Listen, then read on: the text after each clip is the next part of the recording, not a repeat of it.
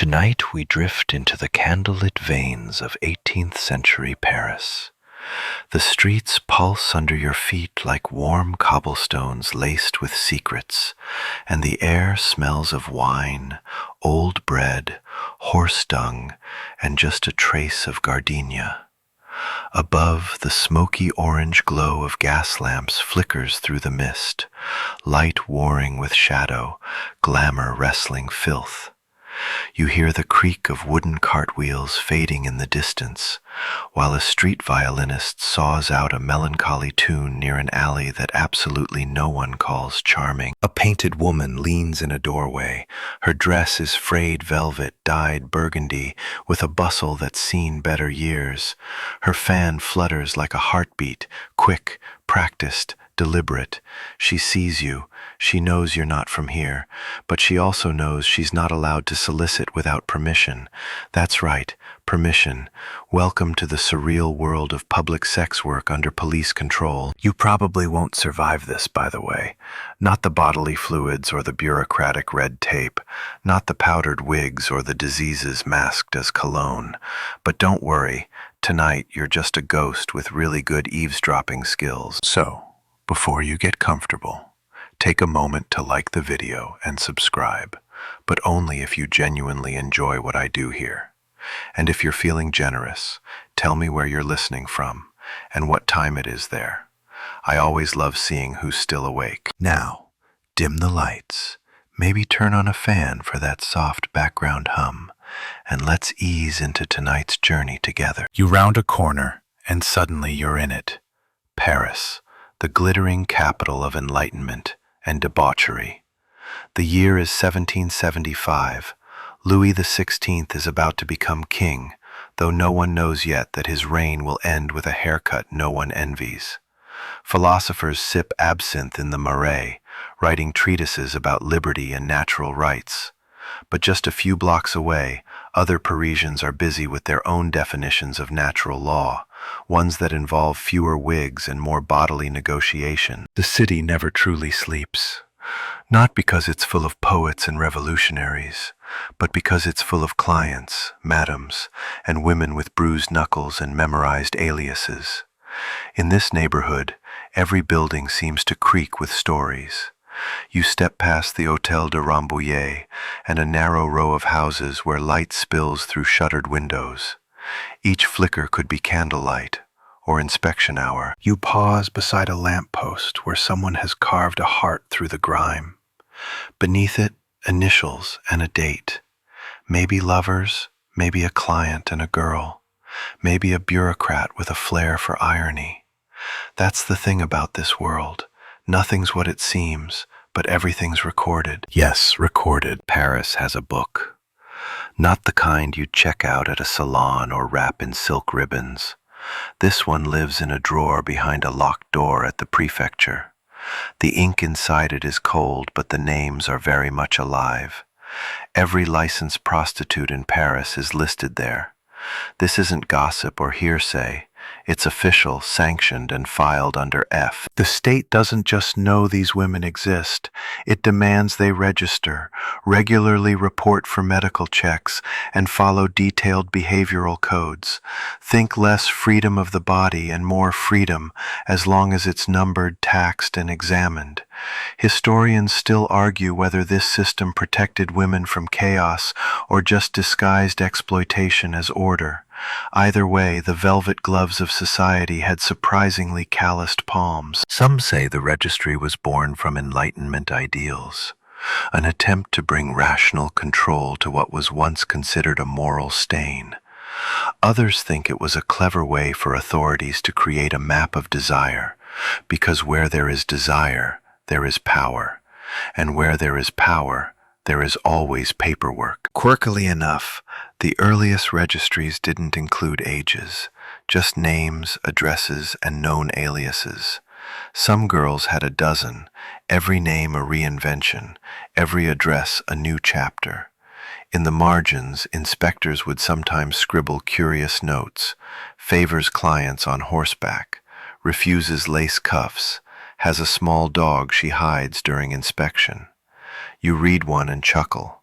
Apparently, one woman insisted on being listed only as Madame Plume, claiming that anything more would be vulgar. The record keepers never argued. Of course, the list wasn't always clean or consistent.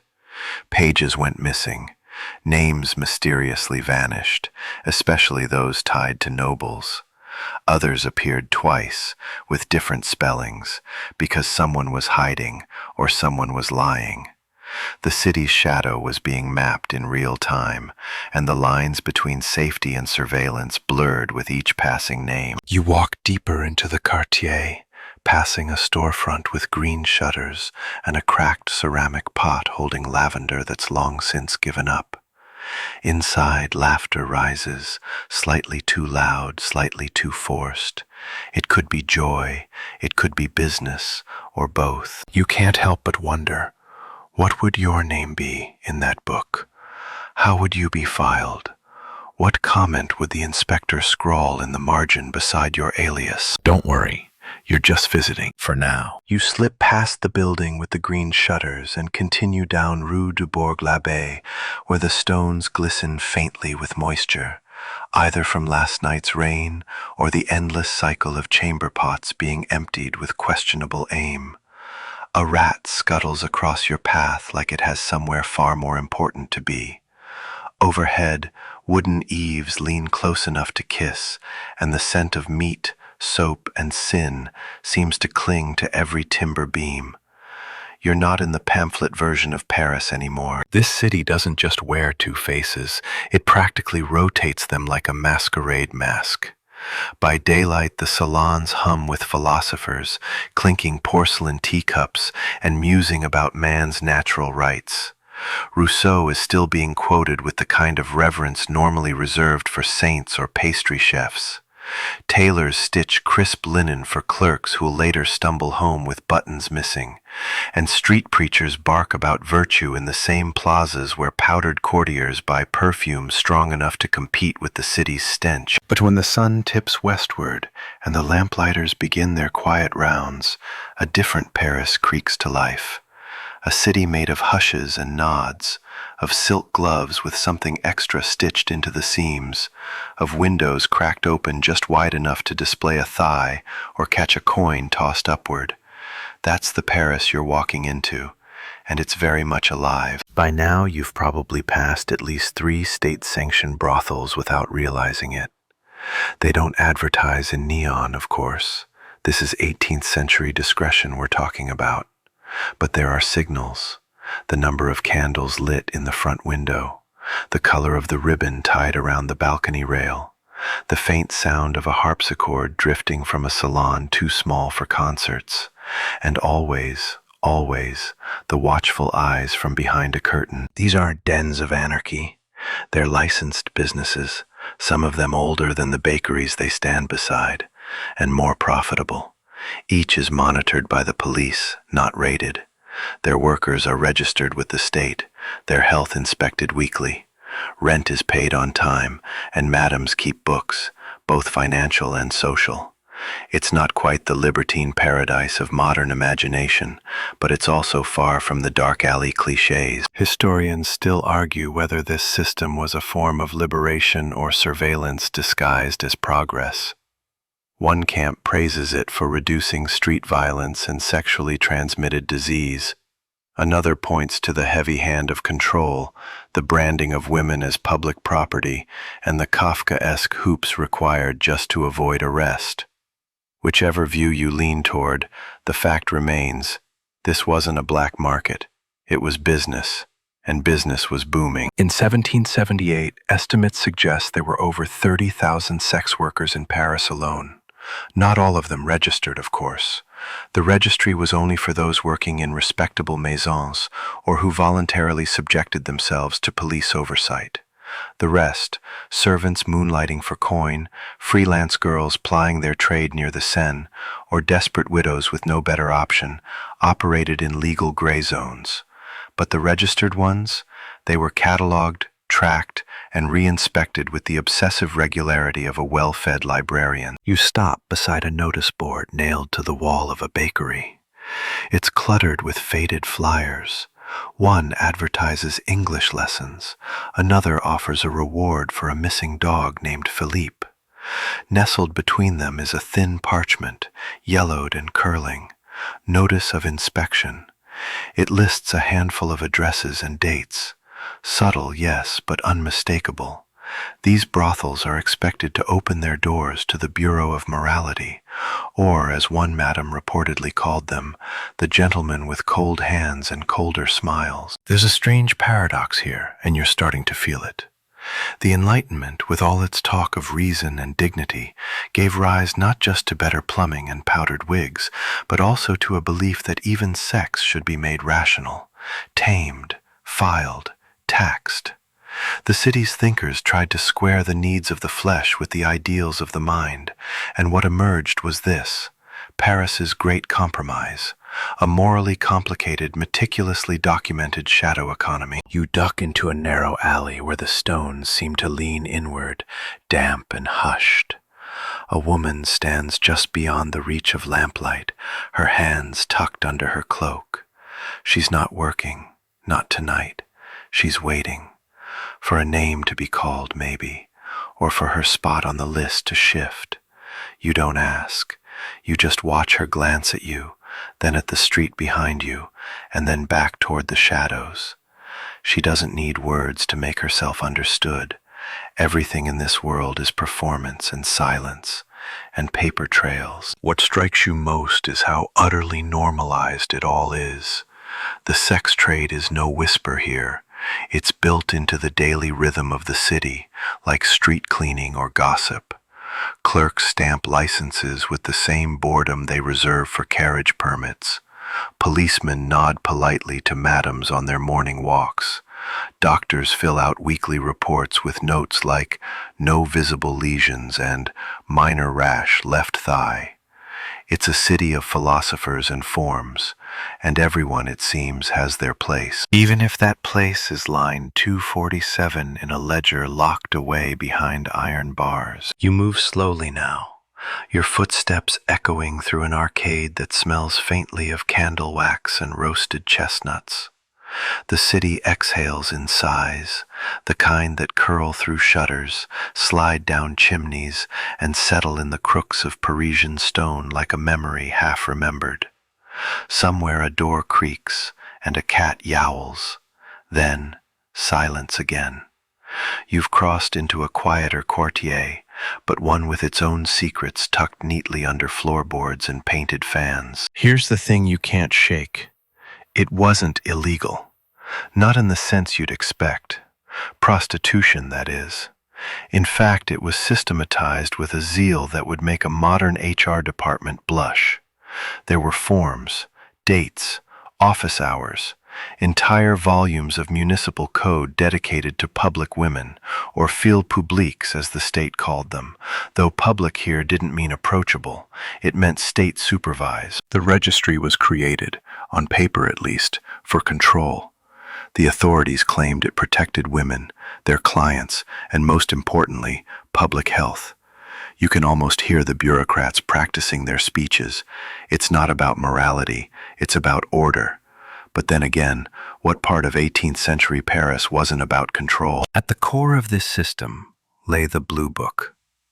No, really, Le Registre Bleu, a bound volume kept under lock and key at the police headquarters. Each page bore a name, sometimes real, often not. Next to it, age, physical description, residence, and place of employment. Some included a photograph. Well, not a photo, obviously, but a charcoal likeness, like a sketch from a wanted poster, except these women weren't wanted for crimes, just wanted. Historians still argue whether this registry was a genuine attempt at social reform or a veiled exercise in oppression. Did it offer women medical care and legal recourse they wouldn't have otherwise had? Or did it trap them in a system where their bodies were owned, not protected?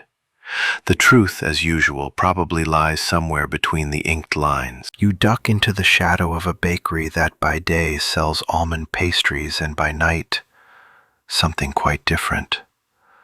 Upstairs, the windows are curtained in velvet, and faint music leaks out. Clumsy piano chords, someone singing very off-key.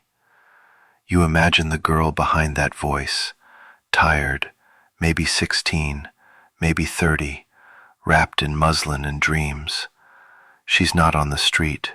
She's registered, protected, inspected, employed, and yet. Here's a quirky detail that catches your attention. To be listed, a woman had to first submit to a police interview, and not just any interview, a full inventory. Hair color, height, eye color, moles, scars, distinguishing marks, favorite perfumes. One woman reportedly tried to have her mole painted over before the exam. Another claimed she couldn't remember her age because men only ask the young ones. The officer made a note, refused to answer, possibly 30. Once registered, she was assigned a card stamped with the red seal of the police. This wasn't a keepsake. It was to be carried at all times. If a woman was found working without her card, she could be fined, imprisoned, or, more commonly, relisted at a less desirable house. And speaking of houses, not all were created equal. There were high-end maisons with marble staircases and crystal chandeliers, frequented by diplomats and minor nobles. And then there were cramped maisons tolérées, tucked into the alleyways, where 5 women shared a single bed, and clients paid in coins that still smelled like bread flour. Both types were on the registry, but their entries told 2 very different stories. You step closer to a lantern post and notice something scratched into the wood. LF 1127, a registry code. That means line 1127, assigned to a woman with the initials LF. That's the way the police cataloged them, not by name, not by soul, but by numbers and initials. Easier to track, harder to remember. Every week the women had to report for medical exams. You imagine the waiting room. Benches lined with corseted women, some nervous, some bored, all fidgeting under the gaze of a uniformed clerk tapping his pen. The physician arrives, always male, and begins the checks, not just for disease, but for bruises, infections, signs of abuse. Of course, historians debate how thorough these checks were, or if they were really just ritual performances meant to reassure the male clientele. Still, the ritual mattered. There's a strange poetry to the registry. Each line is a paradox. A woman's name on paper meant she was both visible and invisible, legible to the state but unreadable to her own desires, labeled safe but never truly secure. You cross a bridge now, the Pont au Change, its arches lit like halos. Beneath you, the Seine slinks past like an old serpent full of secrets. Across the river, the lights of the Latin Quarter shimmer. That side of the city talks philosophy and paints lovers in garrets. This side keeps ledgers and bruises hidden under rouge. As you reach the other bank, you hear footsteps behind you, quick, deliberate, clicking against the stone. You don't look back. You don't have to. Everyone's always being watched here, by the police, by the madams, by history itself. And on some dusty shelf, in some forgotten archive, your name, had you been born 2 centuries earlier, might have been there too. You lean against a crooked wall beneath the overhang of an inn, the kind with more ghosts than guests, and imagine what it must have been like to stand at the counter of the police registry. Behind a desk, a stern-faced clerk adjusts his spectacles and uncaps his pen. Ink is expensive, time even more so. And yet here you are, or rather, here she is, one of many young women filing herself into the public record like a book left open in the rain. The blue book isn't a metaphor anymore. It's real, bound in leather, smelling faintly of mildew and regret. You're standing in the prefecture now, a creaky building off the Rue de Jérusalem, where file cabinets groan under the weight of order. The police headquarters here doesn't just chase criminals, it catalogs them. And when it comes to prostitution, Paris takes a curious stance. It neither legalizes nor criminalizes, not exactly. Instead, it manages. The registry contains thousands of names, and what's shocking isn't just their number, it's their detail.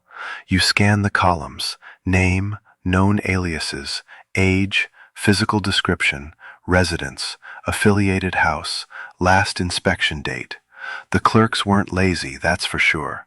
They scribbled everything from chest measurements to foot size, as though compiling a particularly risque inventory for a tailor with unusual tastes. And the aliases. Oh, the aliases. Mademoiselle Cerise, La Perle Noire, Violette Sans Repos. Some are elegant, some cheeky. One woman simply called herself Tuesday, another Maman Jamais, which loosely translates to Never Mom. You get the sense that these women understood the power of a name, especially when your birth name gets buried somewhere under powdered wigs and bureaucratic ink. Each entry is, in theory, a badge of protection. Registered prostitutes could appeal to the police for help, especially if they were beaten or cheated by clients. But here's the twist. Appealing for help often drew scrutiny.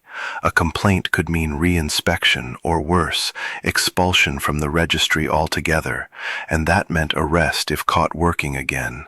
So many women simply stayed quiet, tucking bruises beneath lace and secrets under their breath. Historians still argue whether the registry was meant to protect these women or simply contain them. Was it progressive social management or a velvet-lined cage? Some scholars call it the earliest form of state surveillance disguised as welfare. Others argue it was the only way women in sex work could gain even a shred of legal status in a world that otherwise labeled them disposable. The truth? Probably both, folded together like laundry never fully dried. As you flip through the imagined pages of the Blue Book, you notice something else. Crossouts. Entire names scratched through in heavy ink. A dismissal, a death, a transfer. Some are replaced with a single word. Disparu. Vanished. Gone. One girl, age 17, is listed only as Claire L., with the note, last seen leaving Rue Saint-Honoré, no return. Another has the cryptic comment, removed by order, noble intervention. You raise an eyebrow. Noble indeed. Quirkily, there are marginal notes that defy all decorum. One clerk, apparently fed up with a particularly frequent filer, wrote, refuses to bathe, insists she is natural. Another entry simply says, too loud, twice warned. You can't help but smirk. Even in a ledger of lust and law, someone found time to complain about volume. The more you read, the more absurd it all becomes, because, make no mistake, this is bureaucracy at its peak. And as with all bureaucracy, there are forms, follow-ups, fines, and fabulous inefficiencies. One woman filed a request to change her registry name due to bad luck with clients. Another demanded to be listed as a blonde, despite having hair clearly the color of tobacco, as noted by the clerk. Request denied. And then there are the addresses. Whole neighborhoods appear like constellations of fleshwork. Rue de la Lune, Rue du Pélican, Rue des Petits Champs. Entire apartment blocks functioned as unofficial brothels, some barely bothering to hide it. If you knew the right floor and knocked with the right rhythm, you could enter a world draped in velvet and veiled in protocol. In one famed building, women worked on alternating days to maintain the illusion of normalcy and to comply with spacing regulations. Yes, spacing. There were rules about how many field publiques could operate per square meter. You step back into the street, still carrying the echo of the Blue Book in your mind. The absurdity, the precision, the peculiar dignity of being reduced to ink. And yet, for many, this reduction was also a strange kind of power, To be written down meant to be known. It meant you existed, at least on paper. You pass a tavern now, the windows fogged with laughter and ale breath. A woman leans against the sill, blowing smoke from a crooked clay pipe. She sees you see her, and she grins, not flirtatious but defiant, like someone who knows she's already survived a dozen registrars and twice as many clients. Maybe her name's in the book, maybe she burned her page. Either way, she's still standing, and somewhere on a shelf her code remains, a number, a name, a life between lines. The cobbles under your feet feel warmer now, as if they've absorbed every secret spilled in whispers and cries over the decades. You stroll past a narrow doorway framed by faded red curtains. Inside, a stairwell spirals upward into the soft glow of oil lamps. This is not just a house, it's a business. And behind that business stands the true architect of 18th century Paris's nighttime economy, the madam. She doesn't wear a feathered hat or cackle behind a fan, not always anyway. No, she is composed, hair tightly coiled, corset just so, voice like melted beeswax with an edge of iron. She is the keeper of keys, secrets, ledgers, and loyalties, and she knows how to balance every one of them without letting her powdered wig tilt even slightly out of place. You step into her world and it smells like rose water and old money. Her parlor is neat, with porcelain dogs on the mantel and a velvet chaise that's somehow both inviting and intimidating. On a side table rests a logbook, not the police registry, mind you, but her book, more dangerous in some ways. It lists her girls, their hours, their preferences, their rotations, and their debts.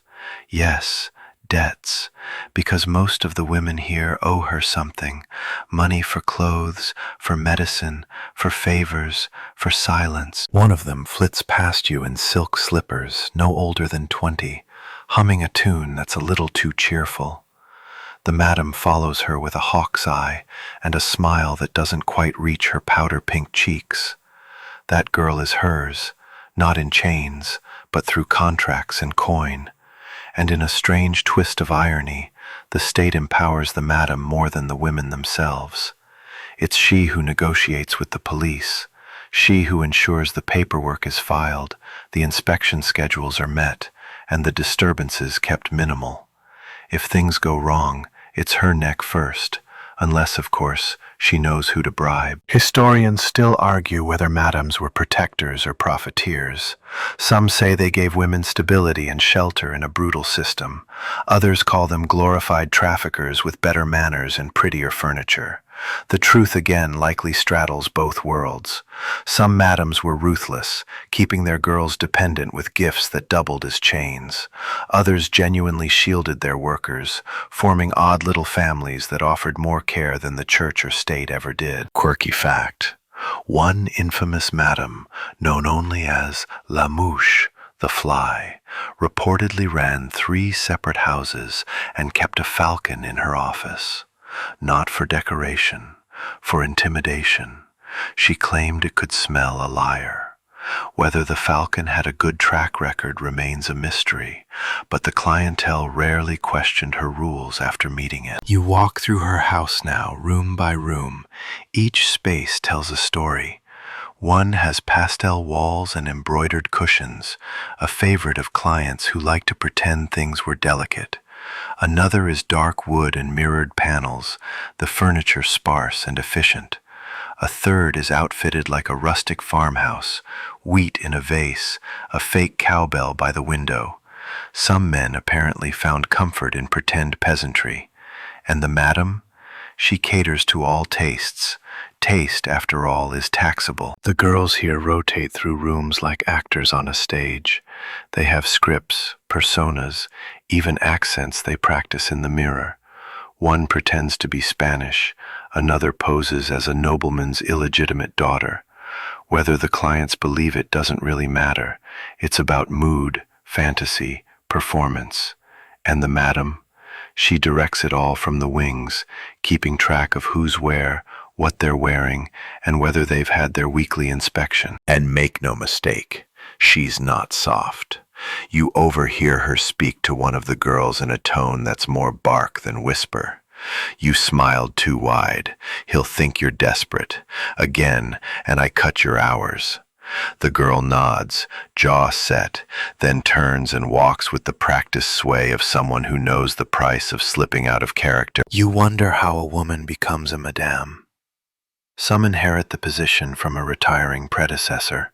Others claw their way up, client by client, favor by favor. A few were once filles publiques themselves and decided they preferred giving orders. Some, like Madame Rousseau, whose real name was probably not Rousseau at all, allegedly married a wealthy tailor who died mysteriously just after insuring his home and business. Coincidence?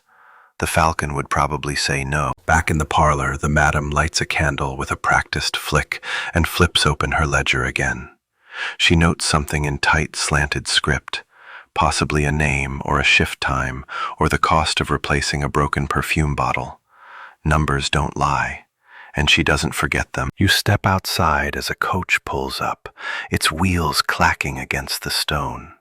A gentleman steps out, smelling of clove and self-importance. The madam greets him herself, smiles, curtsies. He hands her something, likely more than a coin, and she leans in to whisper something that makes him chuckle. He walks inside, and she returns to her ledger. You trail the gentleman's carriage tracks with your eyes until they disappear into the gaslit dark, wheels leaving a shallow trail of muddy indifference. The madam has returned inside, no doubt resuming her careful orchestration of the night's performance. But outside, the city ticks forward, orderly in its own strange way. Because in 18th century Paris, even seduction had a paper trail. And here's the twist you didn't see coming. The entire business of state-sanctioned sex wasn't just allowed. It was structured, certified, taxed. Yes, you heard that right. If you were a registered prostitute, you could legally deduct business expenses. Perfume? Deductible. Silk stockings? Absolutely. Wigs? Of course, tools of the trade.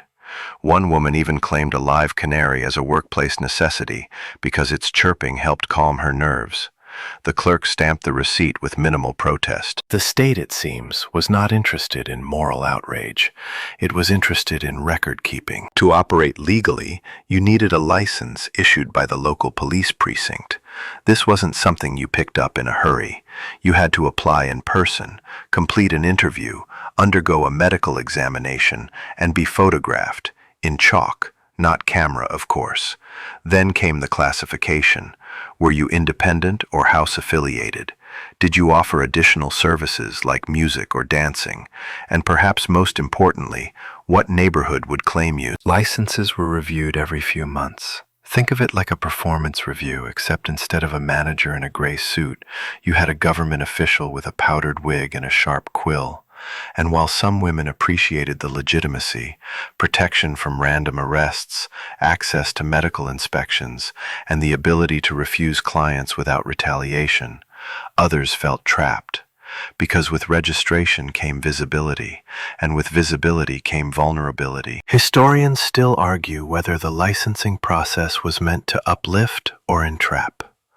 Some see it as one of the first state attempts to regulate women's labor in a progressive manner. Others argue it was a form of coercion, an illusion of choice where non-compliance meant destitution or prison.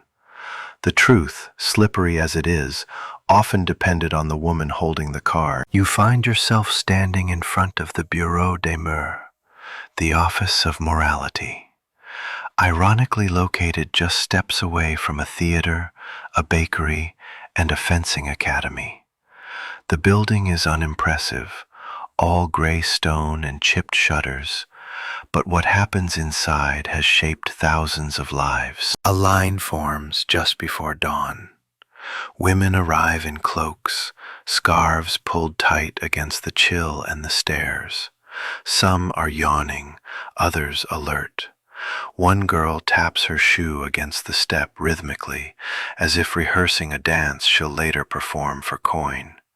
They all hold a small booklet, Le Livret de Contrôle, stamped with their license number, inspection history, and a place for police notes. You eavesdrop on whispers. He tried to bargain down the fee again. Of course he did. Say no next time. And get marked as difficult? They share a tired laugh.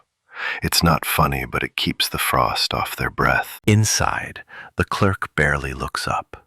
He's processed hundreds of applications this month, and they're all starting to blend together.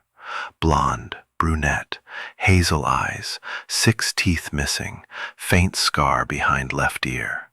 It's not scandalous, it's administrative. When a girl asks if she can reschedule her inspection due to illness, he hands her a note. Return within 72 hours or face delisting. No sympathy, just ink. Quirkily, there were even city-sponsored workshops to improve client experience. That's right, periodic seminars where madams and their top girls received instruction on etiquette, hygiene, and the subtle art of not causing a scene. One pamphlet, titled Le Comportement de la Fille Idéale, suggested speaking softly, avoiding politics, and always ensuring the client left with both his hat and his pride. The girls called it the Guide to Pretending You Care. Even stranger, the state issued warning cards for repeat troublemakers, clients, not workers. If a man had a history of abusive behavior or refusal to pay, his name could be quietly circulated among licensed houses. Some madams posted these names near the entrance in code, like a secret language scrawled in lipstick and looped cursive. It was informal, yes, but surprisingly effective. You didn't want to be a red ink client. You turn down Rue de Lombard and pass a small building with gold trim and a painted sign that reads Maison d'Amitié. It sounds friendly, almost church-like, but inside it's a brothel with a 3-page rules list and a receptionist named Simone who can recite them from memory. Simone, who once slapped a nobleman for trying to skip the payment envelope. Simone, who keeps a dagger in her boot just in case the paperwork fails. You peek through the window and see a girl brushing her hair. She doesn't look tired. She looks focused, like someone preparing for a shift in a delicate profession that requires poise, memory, and emotional agility. This isn't casual work. It's an occupation with scripts and scars. You wonder, was the license ever empowering? Did some women use it as a stepping stone, a way to save, plan, escape? Did others lose themselves in the process, names smudged out by ink and exhaustion? The registry doesn't say. It lists only numbers, not dreams. Paper can only hold so much humanity before it curls at the corners and fades. The sun is starting to peek over the roofs, and the line outside the bureau grows shorter. Each woman exits with her card stamped, her boots scuffed, and her place in the system reaffirmed. And the city begins again, measured, meticulous, and utterly indifferent. As morning stretches its golden fingers across the rooftops, you veer off the main boulevard and duck into a quieter corner of the city. The hum of traffic, horses, carts, boot heels, fades behind you. You've wandered into a forgotten zone, one tucked between the opulence of noble facades and the soot-caked brick of Paris's laboring neighborhoods. And it's here that you begin to see the darker channels feeding the registry. Not all the girls who entered this world did so by choice. Some were nudged, some were pushed, and some never even knew it was happening until the ink was dry. You pass a convent-turned-charity school, its faded plaque still proclaiming Christian mercy in chipped Latin. Behind its high walls, girls as young as 10 once memorized scripture and needlework, their futures shaped by silent hallways and whispered prayers. Many were orphans, others born to women too poor or too shamed to raise them. Charity, they called it. But when these girls turned 15 or 16, some received an offer, not for marriage, rarely for apprenticeship, but for placement, a job, room and board, a chance to be useful. The details were vague. The guardians offered no names, only addresses. You walk past one such address now, a 3-story townhouse with cheerful shutters and a wrought iron balcony.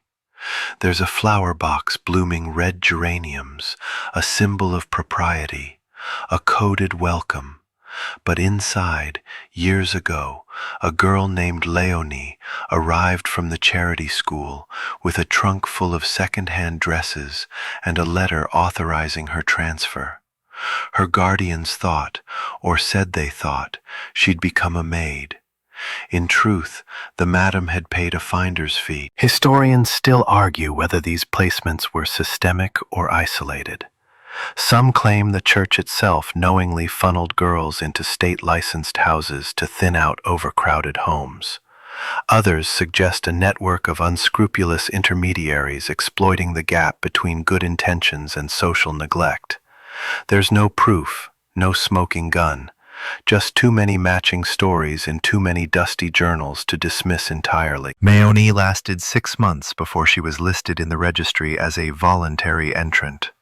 Her first inspection notes read, "Cooperative, pale, mild bronchial distress." A second entry adds, "No longer asks about return." You feel that one deep in your ribs, and she wasn't alone. Many girls transitioned from church care to housework only to drift into more profitable roles.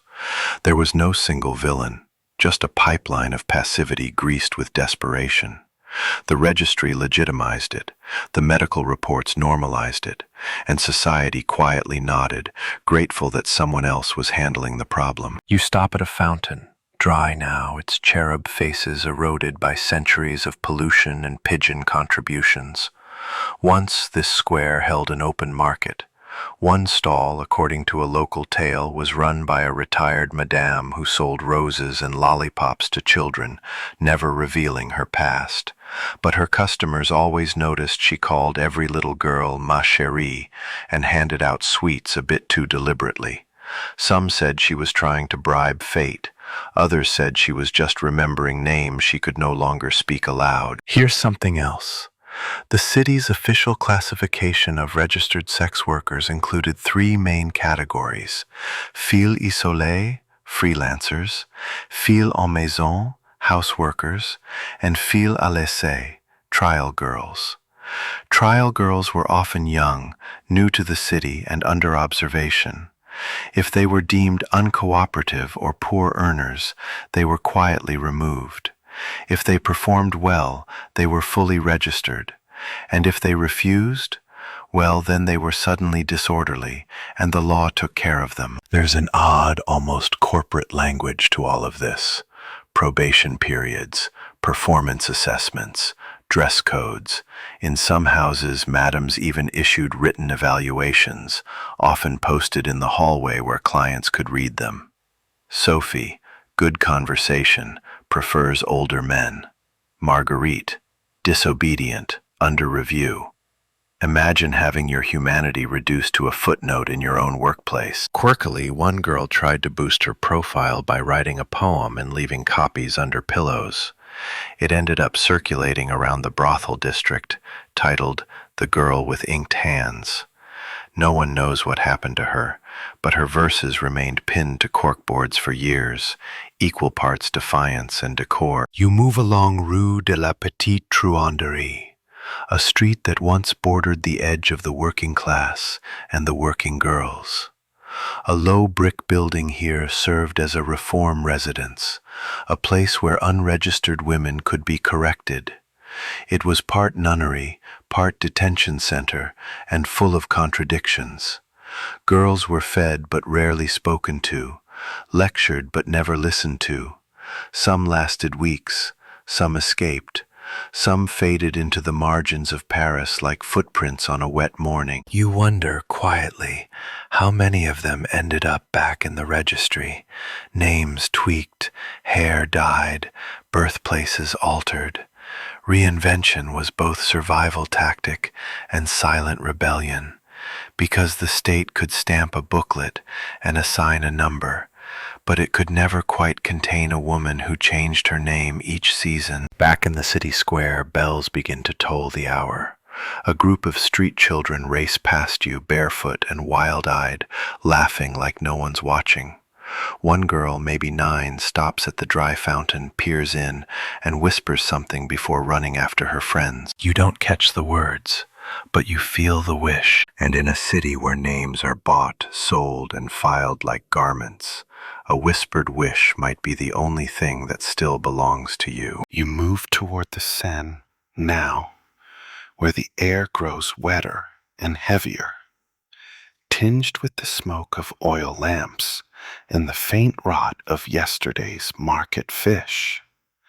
The streets around here swell with contrasts, perfume clashing with body odor, candlelight flickering against rat-shadowed alleys. And at the center of it all, you see her, powdered, poised, and perhaps harboring a secret cough beneath the scent of violets. She could be anyone, a countess, a laundress, a fille publique. Paris in the 18th century loved appearances, layers of silk, rouge, and etiquette, but none more critical than the one covering the body. Because in this city of scent and spectacle, nothing threatened the social order quite like disease. Enter the medical inspections. You find yourself outside one of the inspection offices, tucked discreetly near Rue Montorgueil. The building's facade is unassuming. Shuttered windows, clean stone steps. But the brass plaque beside the door reads, Service de la Salubrité Publique, Public Sanitation Service. The irony is thick enough to slice with a parasol. Inside, a long hallway lined with wooden benches hosts a silent procession of women, most with their cloaks drawn tightly, others fanning themselves slowly, unbothered. The air smells of lavender, alcohol, and dread. Every Tuesday and Friday, the licensed sex workers of Paris are required to report here for physical examination. If they miss a visit, they risk delisting. And once you're off the registry, you're not invisible. You're criminal. It's not a pleasant process. The inspector, a man, always calls each woman by her registry number, not her name. A paper trail must remain precise, after all. He examines their bodies by candlelight, lifting skirts and checking skin for the telltale signs of venereal disease, lesions, swelling, ulcers, rashes. No anesthesia, no warmth, just gloves, tongs, and checklists. The exams were quick, impersonal, and, depending on the inspector, either brusquely professional or steeped in power games. Historians still argue whether these examinations helped stem disease or merely served as state-sanctioned humiliation.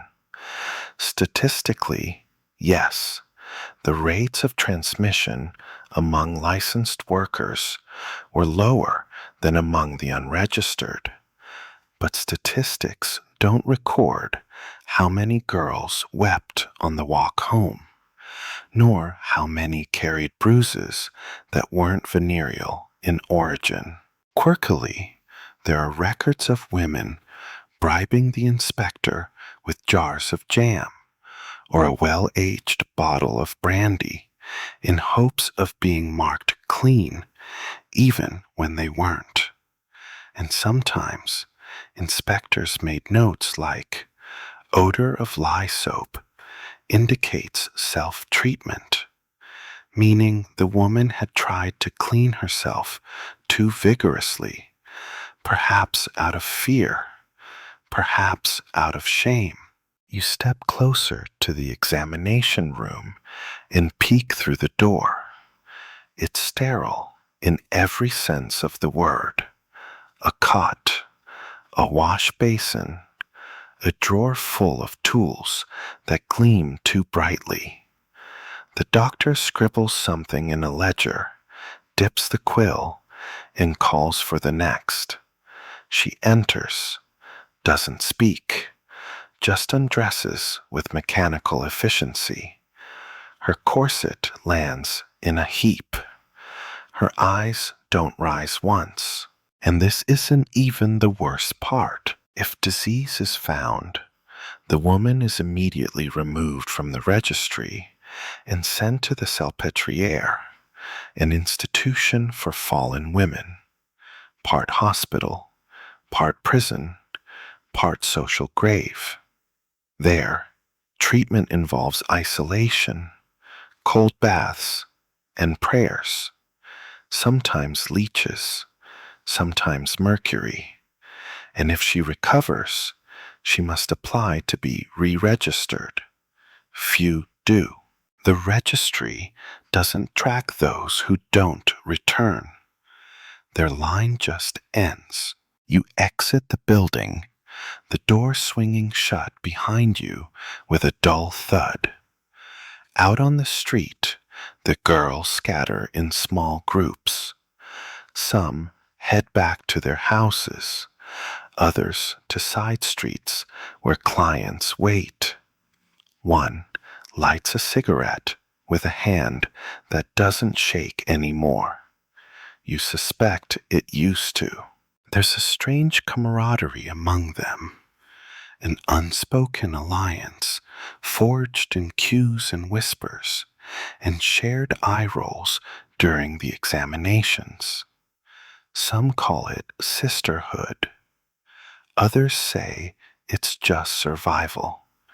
But it's there, in the way one girl straightens another's bonnet or shares a sprig of mint to chew away the lingering taste of antiseptic.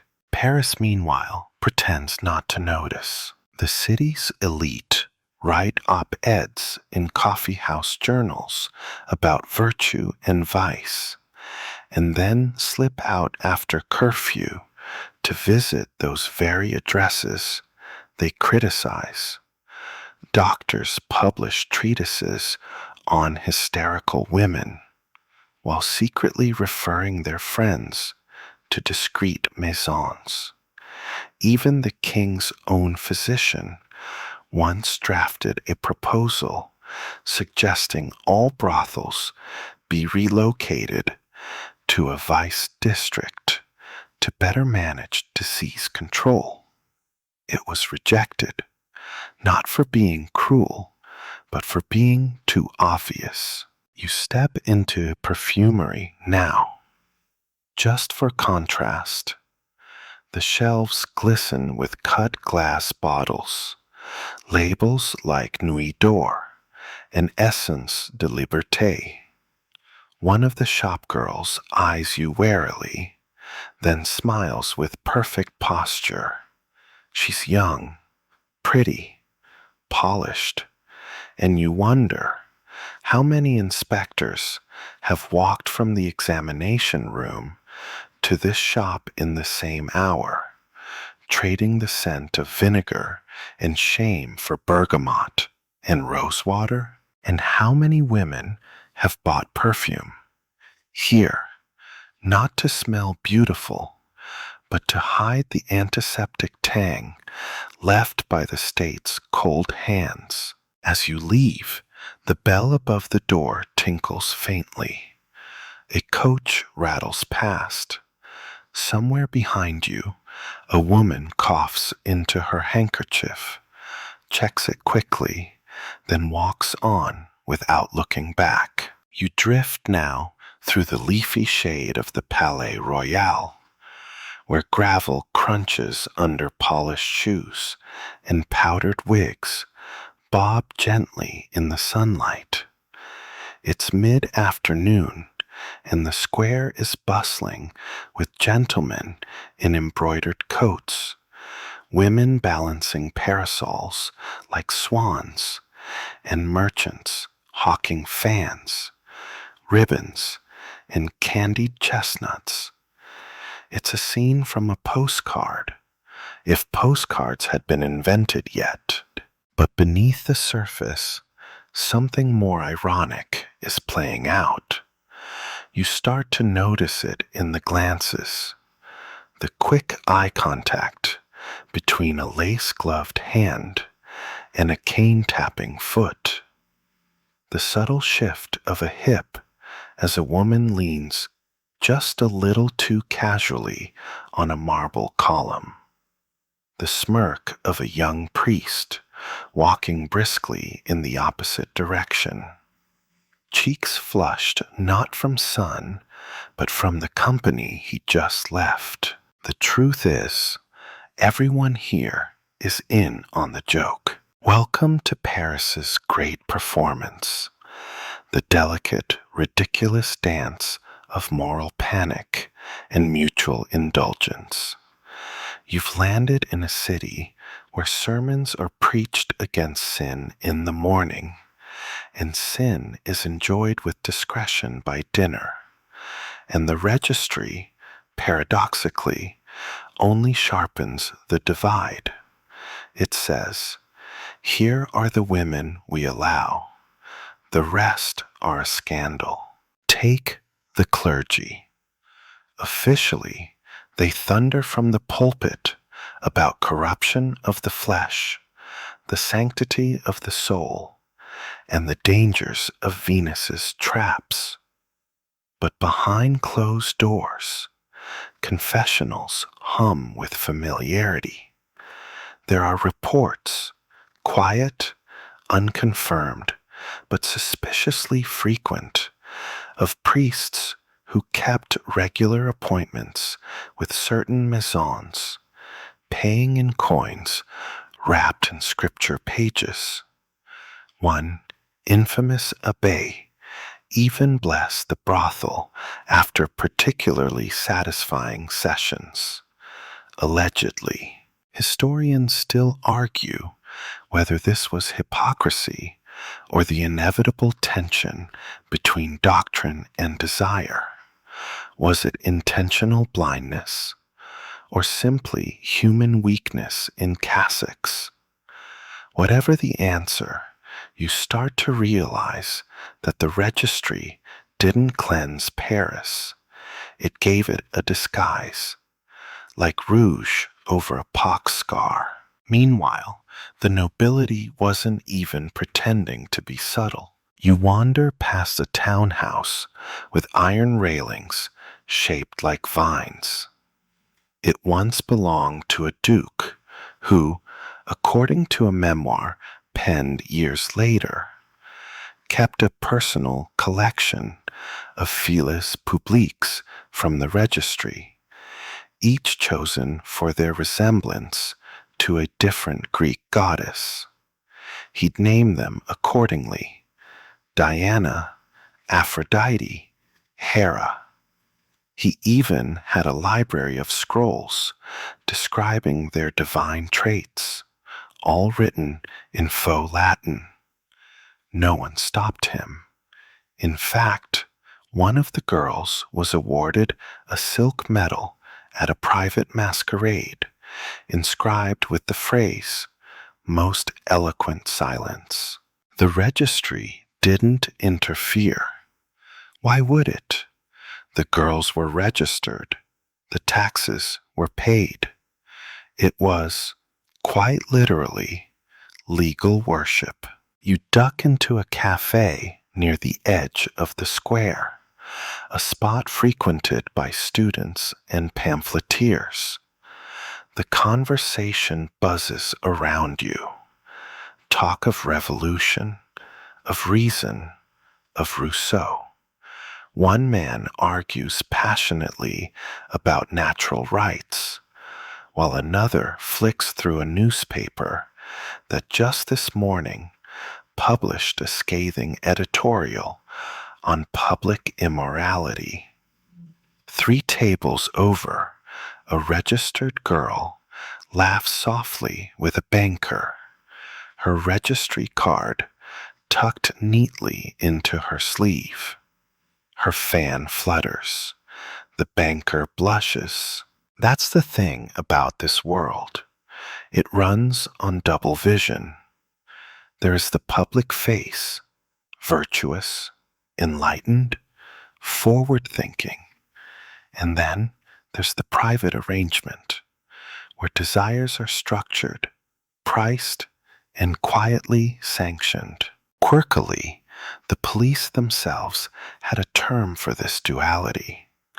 In some ledgers, they would mark a woman as horse service, off duty, if she was seen accompanying a nobleman or clergyman too prominent to embarrass. It wasn't about her status, it was about his. The moment a powerful man entered the picture, her registration became inconvenient. And then there were the so-called forgiven houses, unofficial maisons de tolérance that operated under the quiet protection of patrons too influential to ignore. These brothels weren't registered. They didn't appear in the Blue Book, but the police didn't touch them. Why? Because a magistrate's son was a frequent guest, or a general's mistress worked there on weekends, or the inspector himself had a standing reservation every Thursday at 9 p.m. You step into one such alley now, behind a perfumery and 2 doors down from a hat maker. No signs, no candles, just a door that opens if you knock 3 times, then once again. The house inside is modest, but well kept. Velvet curtains, mahogany chairs, a small fountain gurgling faintly in the atrium. You wouldn't know it, but this place has hosted everyone from royal advisors to playwrights. It's not on any registry, but it's tolerated because Paris isn't divided between virtue and vice. It thrives in the space where they shake hands. A woman walks past you on her way out, adjusting her cloak and dabbing her neck with rose oil. She doesn't glance your way. She doesn't have to. Her registry card is folded neatly inside her pocket, stamped and valid. She's done nothing wrong. And everyone here is pretending that means something. You follow the woman's perfume trail back toward the Marais, where the old aristocratic residences still stand, like over-perfumed ghosts, lavish, slightly cracked, clinging to their faded grandeur, like powdered wigs in a summer storm. These hotels particuliers once hosted salons filled with Enlightenment chatter, opium smoke, and scandalous laughter tucked beneath the rustle of brocade. But they also had their own registries, private ones, discreet, handwritten, and occasionally gilded, because you see, even Versailles kept a list. Yes, even the gilded halls of royal power, with their etiquette manuals and rules for how to hold a spoon in front of the king, had their own quiet roll call of favorites. They weren't always official mistresses.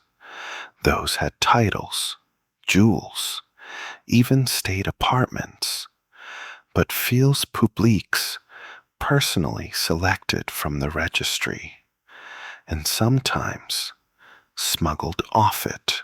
You step into a quiet courtyard, its cobbles muffled with moss, and gaze up at a shuttered window trimmed in blue paint. The woman who once lived here, known in the books as Mademoiselle F., was reportedly the regular companion of a royal cousin. She appeared in the Blue Book for 2 years, then vanished. Not a disappearance, a deletion, neatly inked out with a single line and the note, Entrée annulée par ordre supérieur. Historians still argue whether Versailles had direct influence over the registry or simply advised its edits. Either way, the connection was clear. When nobles wanted discretion, the registry could be flexible. Paper is obedient like that, and sometimes those relationships were anything but casual. You overhear stories told quietly in cafes and scribbled in old letters about men of power setting up entire apartments for their chosen companions. These weren't bordellos. They were gilded cages with music boxes, satin sheets, and piles of philosophy books left mostly unread. In exchange, the women were removed from public lists, given allowances, and sometimes, astonishingly, educated. You pass one such former apartment, its door now flaking with age. Inside, decades ago, a woman named Camille reportedly entertained half the royal council. Her registry entry remains intact, except for one curious edit. Someone scribbled, highly literate, discusses astronomy, not typical commentary in a file about disease checks and eye color. But Camille, it seems, knew how to make herself unforgettable. There's even a rumor that one of her lovers funded a small observatory in her name, disguised as a gift to a university. The observatory is still standing. Quirkily, some of these royal adjacent companions were later granted titles, not officially, of course, but in social circles that mattered. A few were invited to private salons, hosted by duchesses, who, when pressed, claimed they had no idea about the woman's past. One even became the patroness of a poetry society, under a pseudonym, naturally. But not all noble involvement was so romantic. You turn into a darker alley and find the remains of a house that once catered exclusively to the upper crust. According to police reports, its clientele included at least 3 princes, 2 bishops, and 1 man who would later serve on the Revolutionary Tribunal. The registry noted every girl there with precise codes, trained in Versailles manner, prefers silence, requested only in groups of 3. These weren't services, they were specifications, like ordering a bottle of wine. The girls, most started as common houseworkers. Some were recruited for their looks, others for their voices. A few were chosen because they resembled someone important's wife or daughter. One chilling note reads, reminds him of his late sister. No jokes. You pause. That one sits in your chest like a stone. And yet, Versailles pretended innocence. Officially, the court had no interaction with the registry. Unofficially, well, let's just say the registry clerks sometimes received gifts, silk handkerchiefs, bottles of imported port, even theater tickets addressed to no one in particular. There was an understanding. The system was symbiotic. What the state couldn't say out loud, the registry whispered between the lines. You enter a chapel, cool and empty, candlelight trembling against ancient wood. This place, too, has stories. A confessional in the corner was once used by a young cardinal who, according to anonymous letters, frequently visited a certain girl from Rue du Temple. Her registry file includes a simple, elegant note. Carries rosary, speaks Latin. Maybe she confessed more than he did. You sit in a pew and imagine the paradox playing out night after night.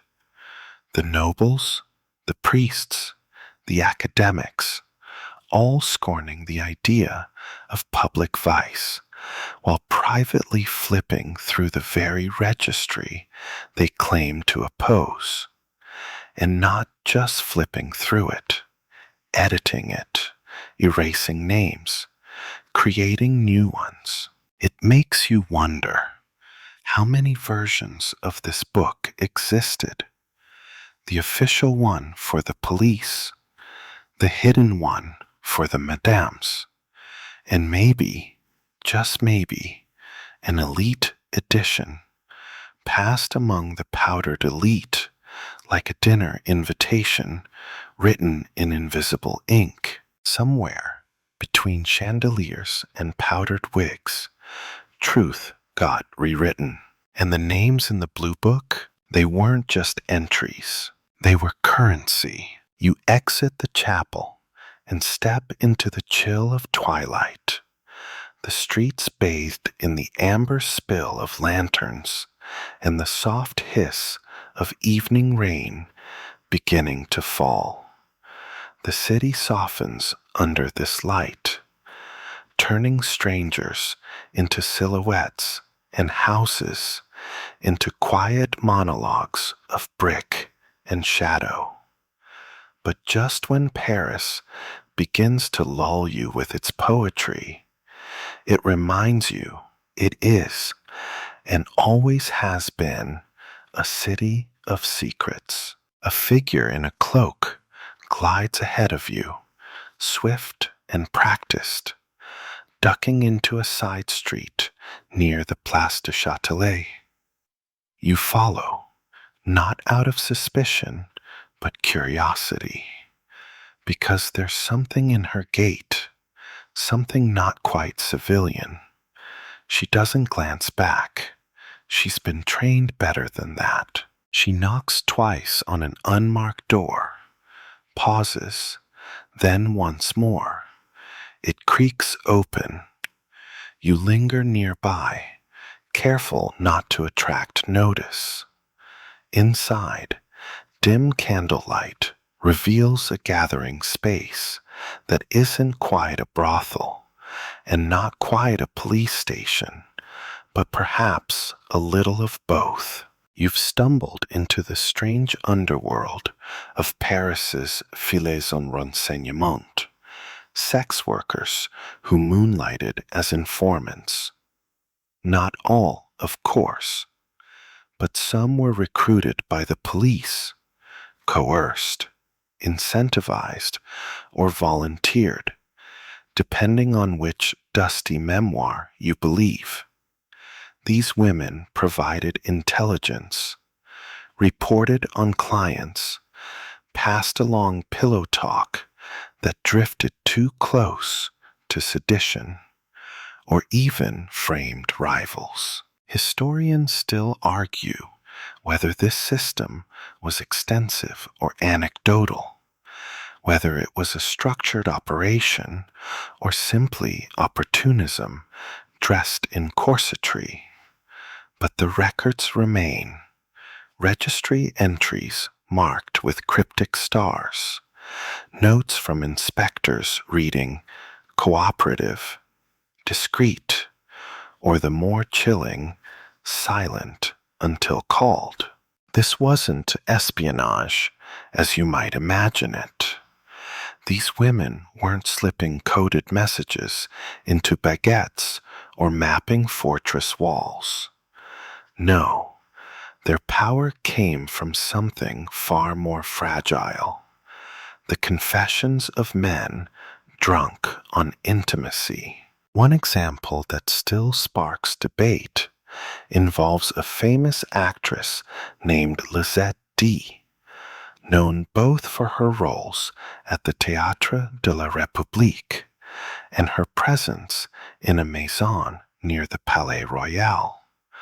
According to rumors and at least one cryptic entry in a police log, she informed on 3 wealthy clients who were suspected of funding subversive literature. She was removed from the Blue Book shortly after and given a small townhouse by the river. Coincidence? Probably not. Quirkily, some girls use their informant status as leverage, inventing secrets to punish rude or violent clients. One woman famously had a man arrested for anti-monarchist sentiments after he insulted her shoes. He claimed he was merely drunk and hated satin. She stuck to her story. He spent a month in the Bastille. And it wasn't just noblemen. The city's black market book traders, counterfeiters, and even a few runaway monks found their undoing in the murmured reports of the registry's lesser-known contributors. The logic was simple. If the police were going to regulate your body, you might as well sell them something back. The police, of course, denied all this, officially. But behind closed doors, registrars were quietly instructed to flag women well connected or frequented by suspects. A few houses were even known informant hubs. One, near the Rue Saint-Séverin, disguised itself as a corset shop. Inside, the girls worked both waistlines and whispers. You round a corner and stumble upon that very address. The sign still hangs: Madame Angeline, corsetier extraordinaire.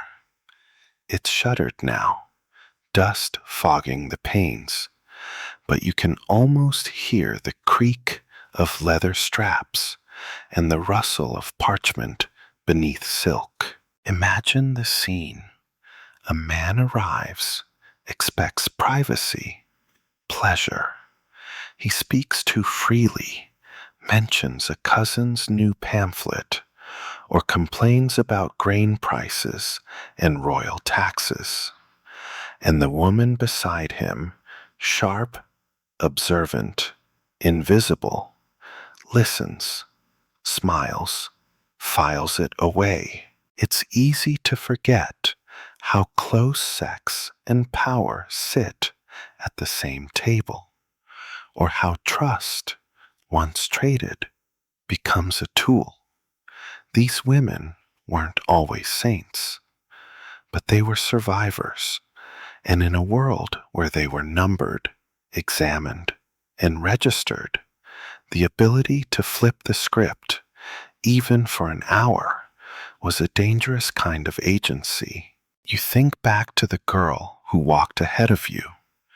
Where did she go after that knock? Into a bedroom? Into a ledger? Into history's margins?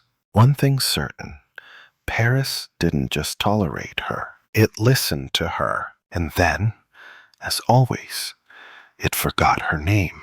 The moon has climbed higher now, pale and swollen, casting a cold shimmer across the rooftops. The streets are quieter, but not asleep. Paris never quite sleeps.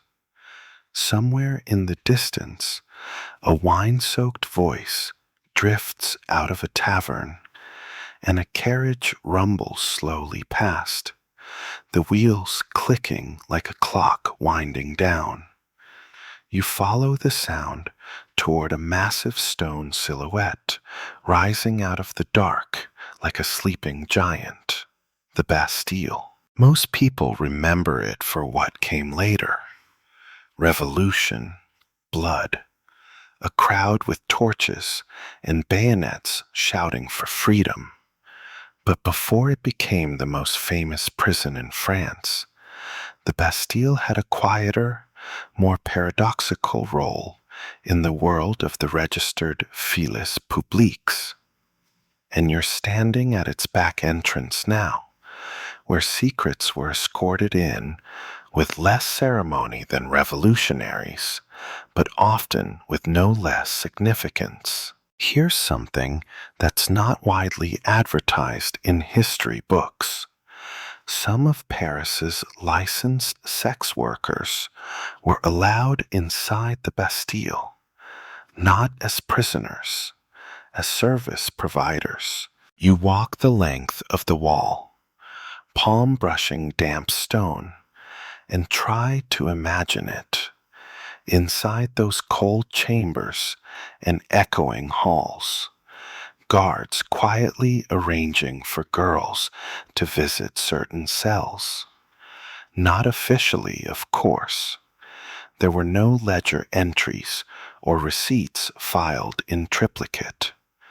But the registry holds names marked with strange codes. Visite Speciale, BAST.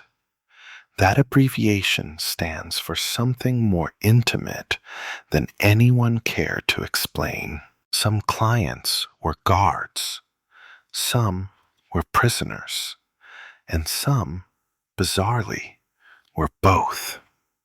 It turns out that incarceration in 18th century Paris wasn't always as grim as the novels make it sound. Wealthy prisoners, nobles, corrupt bureaucrats, and disfavored intellectuals often lived in relative comfort, with books, furniture, even fireplaces, and sometimes companionship. Historians still argue whether this was officially sanctioned or simply tolerated behind closed doors. Some suggest the authorities turned a blind eye in exchange for loyalty or silence. Others claim the practice helped maintain peace within the prison walls. After all, content men don't riot. Whatever the reason, the registry's fingerprints linger at the threshold of the Bastille like smudges on a confession. And it wasn't only the girls being smuggled in. It was favors, gossip, information. One woman, known only as Nadine L., was said to have carried letters hidden in her corset, moving between the Bastille and a townhouse on Rue de Fille-Dieu. Whether she was paid by the prisoner, the police, or both remains unclear. Her registry entry includes a curious note: silence acate, continue as agreed. You pause beside a side door, heavy and iron-bound, once used for deliveries and unofficial visits. A few bricks are looser than the rest. Someone once hid something here, a note, maybe, a key, or just a memory. Whatever it was, the city has since swallowed it. Quirkily, one madame ran an entire business model around Bastille contracts.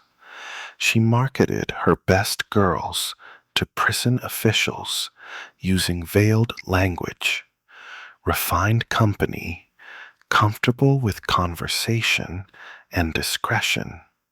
She even designed outfits specifically for the task: longer skirts, more muted colors, the kind that wouldn't draw suspicion if seen entering through the guards' quarters.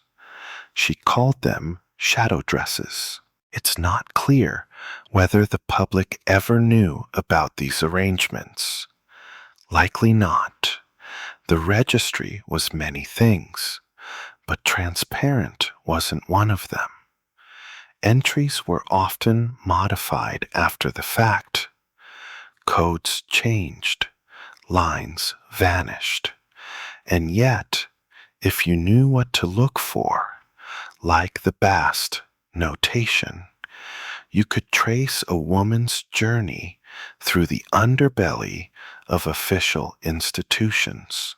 And those visits weren't without cost. One girl, barely 20, died of fever shortly after a series of Bastille visits. Her entry reads, "Withdrawn from service, complications from prolonged exposure." No further detail, just ink on a page. A life abbreviated by bureaucracy. You walk now through a narrow path that once led to the Bastille's servants' entrance. A drain pipe gurgles nearby. The stones here are worn smooth. Countless steps, countless boots, countless nights. The wall beside you is covered in faint carvings. Initials, dates, maybe codes. One reads FP 1783. Je ne parle jamais. I never speak. And yet, the silence speaks volumes. You think about the strange intimacy of this place, a prison that doubled as a brothel for the privileged, a fortress meant to contain sin that quietly rented it, a registry that stamped approval on visits no one officially acknowledged. It's a knot of contradiction, the kind Paris ties beautifully, and you, standing there in the shadow of a fortress that will one day fall to revolution, can feel the quiet hum of hypocrisy still echoing between the stones. You leave the looming shadow of the Bastille behind, crossing back into the lamplit veins of the city as Paris exhales its midnight breath. The Seine murmurs somewhere nearby, and the cobblestones sweat a faint mist as you approach one of the city's grander squares. It's not the grime or the gossip that draws you now. It's diplomacy. Yes, diplomacy. Because if you think the registry was only for serving local tastes, think again. 18th century Paris was the crown jewel of Europe, the capital of fashion, enlightenment, and pleasure. And when foreign dignitaries arrived, envoys, ambassadors, visiting noblemen, they weren't just greeted with wine and conversation. Often, they were welcomed with something warmer, something scented in jasmine and dressed in satin. It was unofficial, of course, no scrolls signed in ink. But behind every official banquet was a quiet, curated arrangement. A woman from the registry, well-spoken, discreet, and unusually well-informed, would be selected to acquaint the guest with the finer comforts of the city. The registry, it seems, had become not only a civic tool, but a soft weapon of the state. You pass the Hotel de Crillon, where more than one diplomatic party toasted treaties, while their carriages idled discreetly by the back entrance. One letter, hidden in an old archive, describes a Prussian baron requesting company from the list, preferably blonde, with conversational French. The request was fulfilled. The blonde, according to the file, was a seasoned fille publique named Elise, who charged triple for ambassadors, but never smiled in portraits. This sort of arrangement wasn't unique to France, but Paris did it best. Some girls were trained for this, not in espionage, but in etiquette. They were taught how to ask clever questions, how to steer a conversation away from politics, or, when required, how to push it gently toward revelation. Were they spies? Not in the official sense, but sometimes their clients talked about grain shortages, about naval plans, about who they trusted and who they didn't. Historians still argue whether these women played an active intelligence role or were simply side effects of a decadent foreign policy. The truth is muddled because the women never wrote memoirs, and the men certainly didn't include bedroom briefings in their official logs. But the registry entries tell a subtler story. Girls listed as temporarily reassigned, attached to foreign party, or the enigmatic moved to hotel protocol service. The word protocol appears often in late 18th century registries. It didn't mean etiquette. It meant the girl was temporarily exempt from the usual routes. No inspections, no nightly curfews, and more importantly, no questions. Quirkily, there was even a code among the women. Those working with diplomats were said to be wearing the blue pin, referring to a small token slipped into their garter by the madame, a tiny piece of silk ribbon that meant, "Be careful, this man's words matter." You approach a modest building near the Place Vendôme. It once served as a quiet extension of a larger maison. Nothing grand, just a private receiving salon with red wallpaper and a library of locked cabinets. In one such cabinet was a collection of ledgers that tracked not clients, but conversations. What did the Hungarian envoy say when he thought no one was listening? Did the Venetian delegate mention the price of timber? Did the British ambassador let slip the route of an arms shipment? No detail was too small. You hear laughter from an upper window. Modern, careless, just someone enjoying a late glass of wine. But long ago, in that very room, a registered woman named Victoire reportedly charmed a Swedish envoy into revealing a shipping schedule. A week later, a French frigate intercepted the goods. Coincidence? The police report says nothing. But Victoire was awarded a silk gown from an anonymous source, and her next 3 inspections were postponed indefinitely. And then, of course, there were the disasters. One girl, barely 23, disappeared after a diplomat accused her of theft.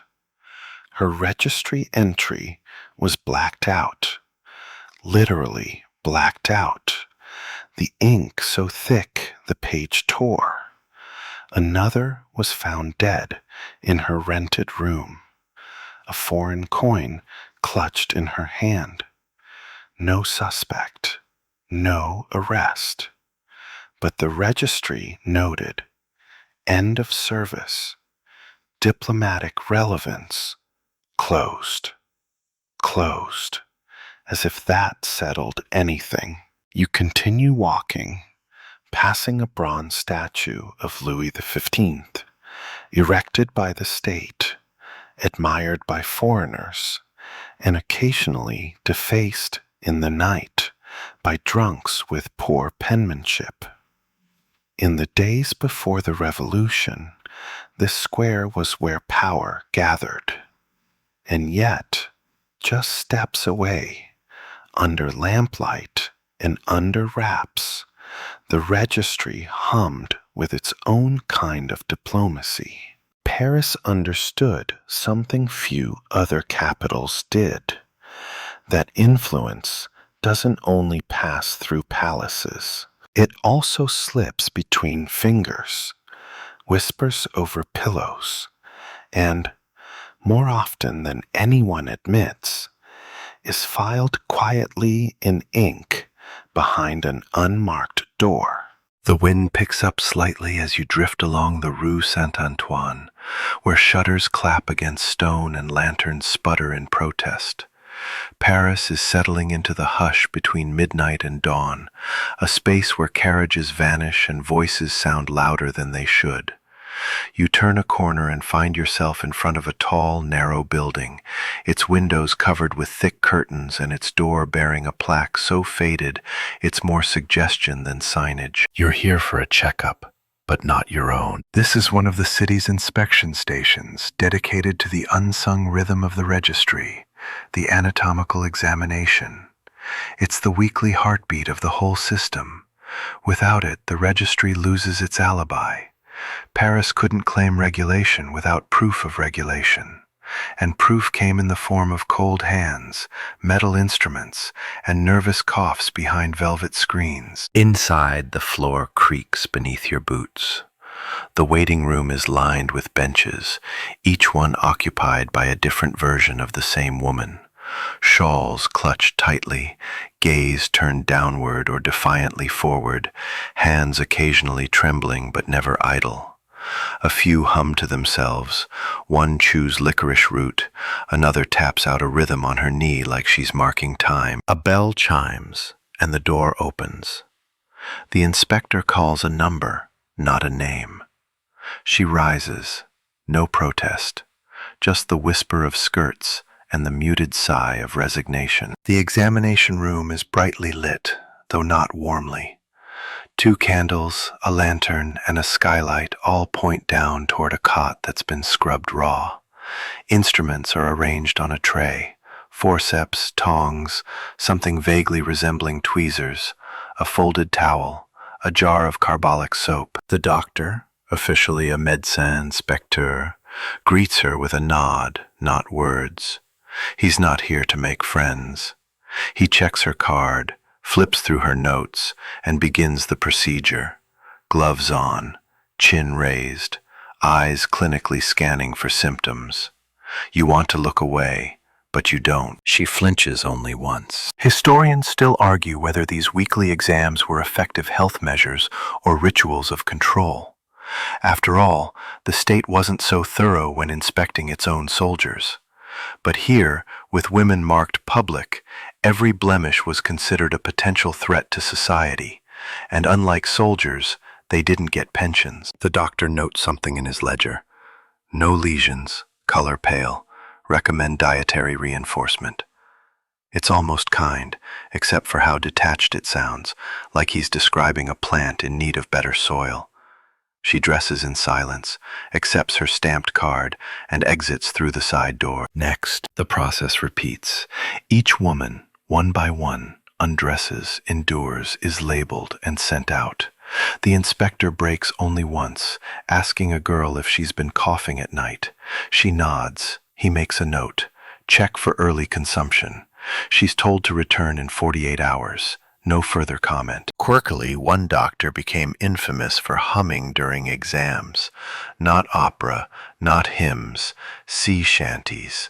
He claimed it helped him stay efficient. The girls hated it, but no one complained. He cleared patients faster than any other inspector, and quicker meant fewer eyes, fewer questions, and fewer humiliations. You walk down the hallway where the records are kept. A small room, dry and locked. The ledgers sit stacked in neat piles, each one labeled by week, arrondissement, and inspection officer. They read like inventories. 14 examined, 3 marked suspicious, 1 absent, 1 reprimanded for disrespect. Disrespect? For what? Laughing? Refusing to spread her arms when asked? Telling the inspector his breath smelled of absinthe? You run your fingers along the spines of the books. They're worn but precise, nothing sloppy. Each name cross-referenced with registry numbers, house locations, and client complaints, if any. The whole system hinges on this one weekly ritual, an act that claims to be about health, but feels more like surveillance in a lab coat. And yet, for some, these visits offered the only form of medical care they'd ever receive. Minor infections were treated. Pregnancy was monitored. Occasionally a tumor was spotted early, a fever diagnosed in time.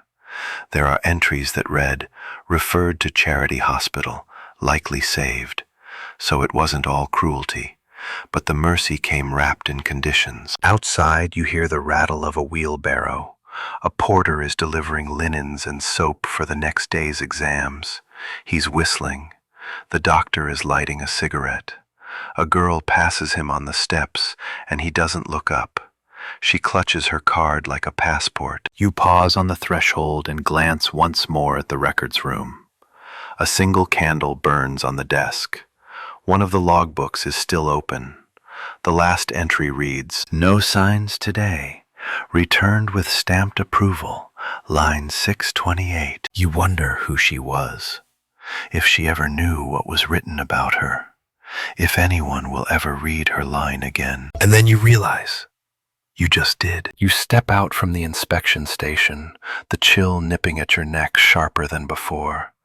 Paris is quieter now, throats hoarse from wine and laughter, doors closed, candles snuffed. But somewhere not far from here, a harpsichord begins to play. Not beautifully, not badly, just deliberately. The notes echo down a side street near the Rue des Martyrs, curling around corners and tugging at your curiosity. You follow the melody until it leads you to a curious little building with ivy crawling up the facade and a discreet brass plaque that reads, Académie Musicale pour Jeunes Filles. That's a generous name for what this place really was. To the untrained eye, it's a music school. To anyone slightly more observant, it's a brothel, a clever one. This particular house, dubbed the Conservatoire by insiders, was one of the more creative adaptations in the registry's long theatrical repertoire. It operated under dual identity, By day, it taught piano and voice to respectable bourgeois daughters. By night, the advanced students performed for a more select audience. You step inside and are immediately greeted by the scent of beeswax and old sheet music.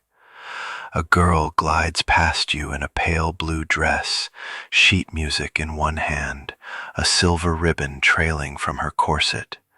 Her cheeks are flushed, not from song but from champagne. The registry lists this house under its proper category: Maison de Tolérance, full license on file, monthly inspections passed.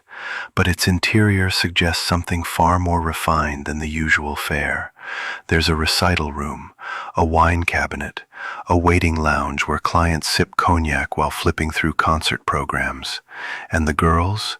They speak 2 languages, sometimes 3.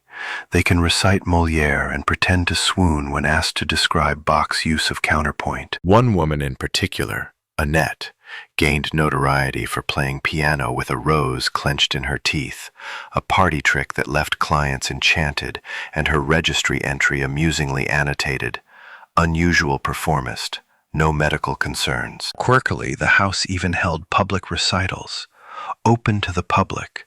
Well, not the whole public. Invitations were printed on fine parchment and distributed among art patrons and wine merchants with generous taste and loose tongues. These events allowed the house to maintain an air of civility, which protected it from moral crusaders. After all, what kind of depraved den offers Baroque quartets? You wander through one of the rehearsal rooms. The floor creaks. A cracked violin leans in the corner beside a mirror clouded with powder and perfume. The reflection that looks back at you seems borrowed, like the room itself, not quite what it claims to be. And that's the secret of this place. It understood the city's hunger for contradiction. Historians still argue whether the conservatoire was an anomaly or part of a larger trend of dual-purpose houses. Some claim these theme brothels were rare, too costly to maintain, too hard to conceal. Others suggest there were dozens, each styled around a different conceit. Egyptian salons, Roman villas, even a mock convent with real stained glass and nightly confessions. What's certain is that the women here knew how to perform on more than one stage. They weren't just courtesans, they were actresses, linguists, improvisers. And the registry? It tried to contain them in lines and boxes, but their brilliance blurred every edge. You spot the ledger in the madam's office, a smaller book than usual but tidy, handwritten, and fragrant with pressed lavender. It lists the girls not just by name and hours but by instrument: piano, violin, voice, flute. One simply says, "lute, decorative," in parentheses. You chuckle. It's hard to know if she ever played it. The madam here is more conductor than keeper. She schedules recitals and rendezvous with equal precision. If someone forgets a fingering and handle, they're reprimanded. If someone forgets to bathe, they're replaced. She's built a world that feels like theater because it is theater, and every performance comes with a bill. You step into the garden courtyard at the center of the house, a rare luxury in cramped Paris. A fountain trickles gently, masked by climbing vines and benches placed just so. It's quiet here, sacred almost, and for a moment you wonder what it might have felt like to live here not as a guest but a girl. Was it a gilded cage or a soft stage? Some likely saw it as escape, others as entrapment. You can't say for sure. But as the harpsichord resumes its wistful tune, you know this much: no one here was simply a name on a list. They were roles, played skillfully, navigated carefully, performed nightly for an audience that preferred fantasy to truth. And the registry? It merely provided the script outline. The harpsichord fades behind you, swallowed by the night like a curtain falling on a stage, and you step back into the open air with your ears still tuned to performance. Paris now feels even more like a playhouse. The balconies, the shadows, the whispered asides, all part of some grand, indulgent script. But not all of the theater was performed in silk or candlelight. Some of it unfolded in ink. As you round a corner into a narrow alley, you spot a small bookshop tucked between two overflowing gutters. Its windows are smudged, its shutters half-hinged, and the bell above the door rattles like it hasn't been oiled since Louis XIV had knees. You push open the door. The air inside is heavy with dust, tobacco, and the dry scent of old paper. Shelves lean under the weight of forgotten volumes, maps, and prints. But it's what's stacked beneath the counter, out of view, bound in plain leather or fraying thread, that really draws attention. Pamphlets, broadsides, little books too flimsy for libraries and too scandalous for salons.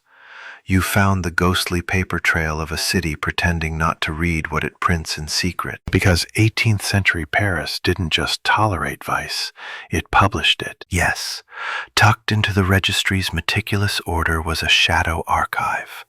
Underground literature that mocked, exposed, or celebrated the very system it supposedly upheld. You pick up one pamphlet at random, Le Grand Registre des Dames de Nuit, a bawdy parody of the official Blue Book, listing fictitious prostitutes alongside satirical descriptions of politicians, clergy, and nobles. It's crass, it's funny, and it's eerily specific. One entry reads, Madame L., known to comfort priests more than the Lord.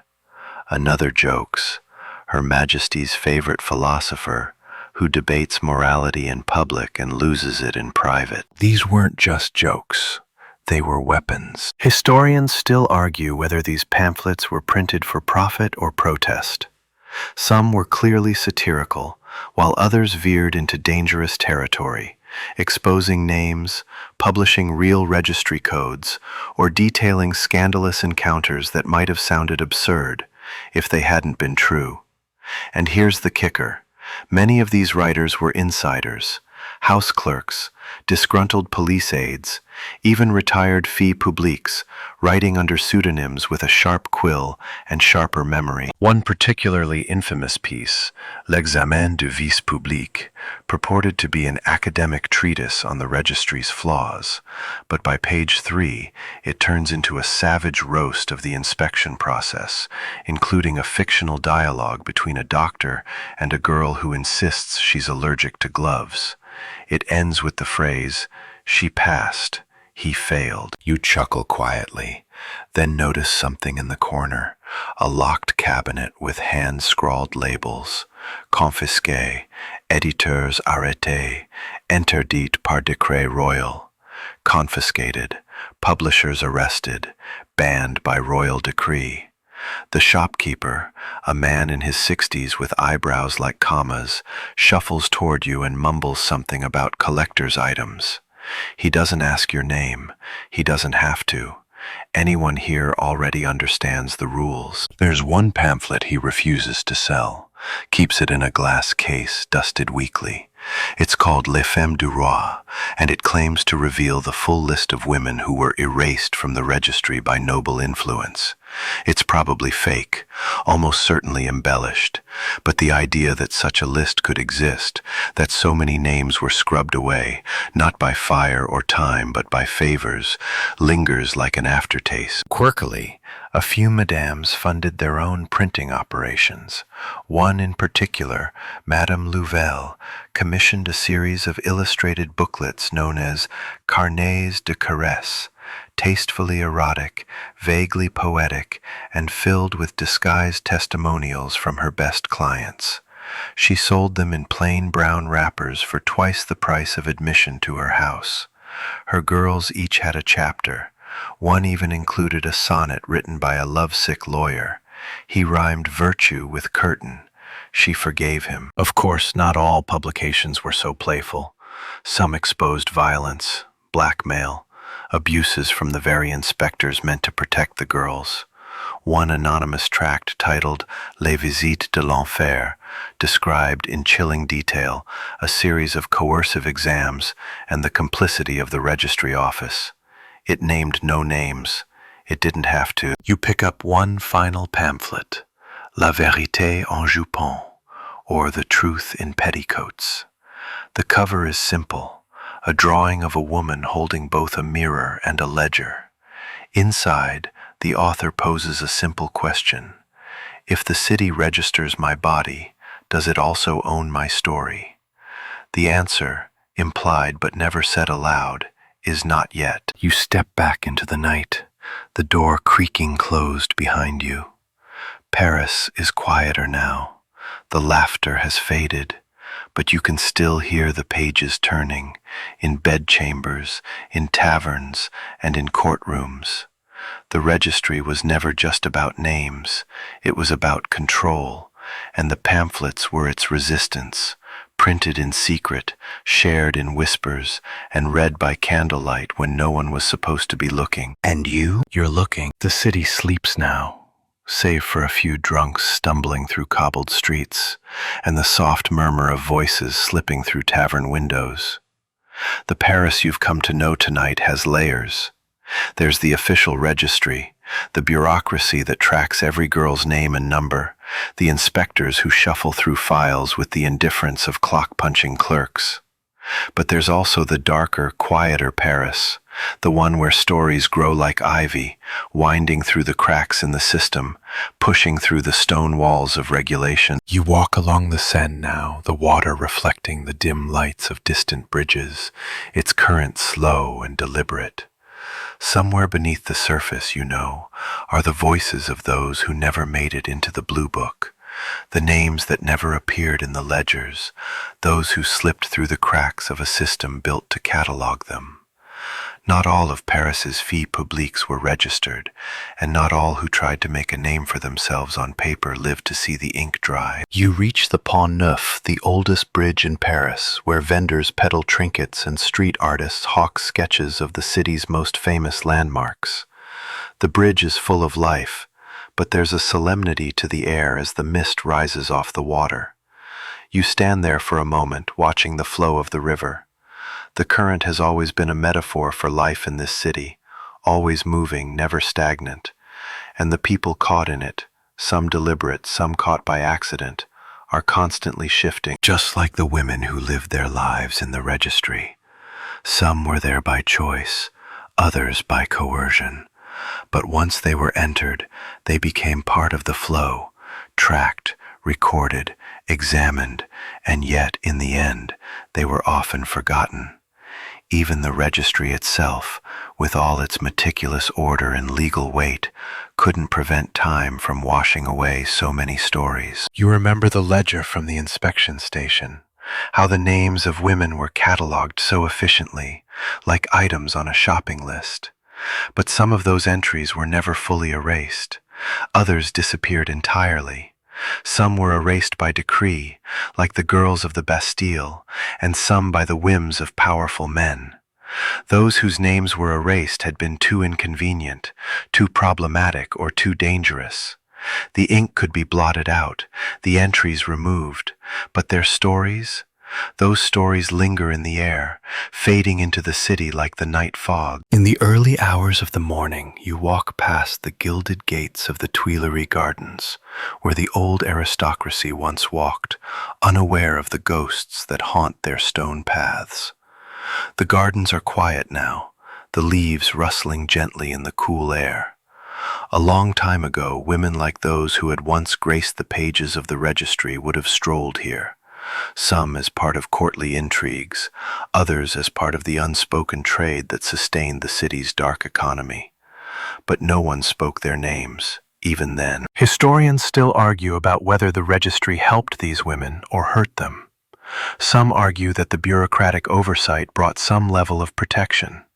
They had medical care, a way to report abuses, and a small semblance of dignity through official recognition. Others believe that the registry only cemented their roles as commodities. Their lives were categorized, their names written in ink, but never their true selves. The state's official view of them didn't allow for anything other than what they represented, the flesh that could be bought, sold, and discarded. You glance at a nearby cafe, its windows fogged with warmth and candlelight. A couple shares a quiet conversation inside, oblivious to the history you've walked through tonight. They too live in Paris, full of contradictions, of history written in ink and in whispers. For every name in the Blue Book, there were thousands who weren't.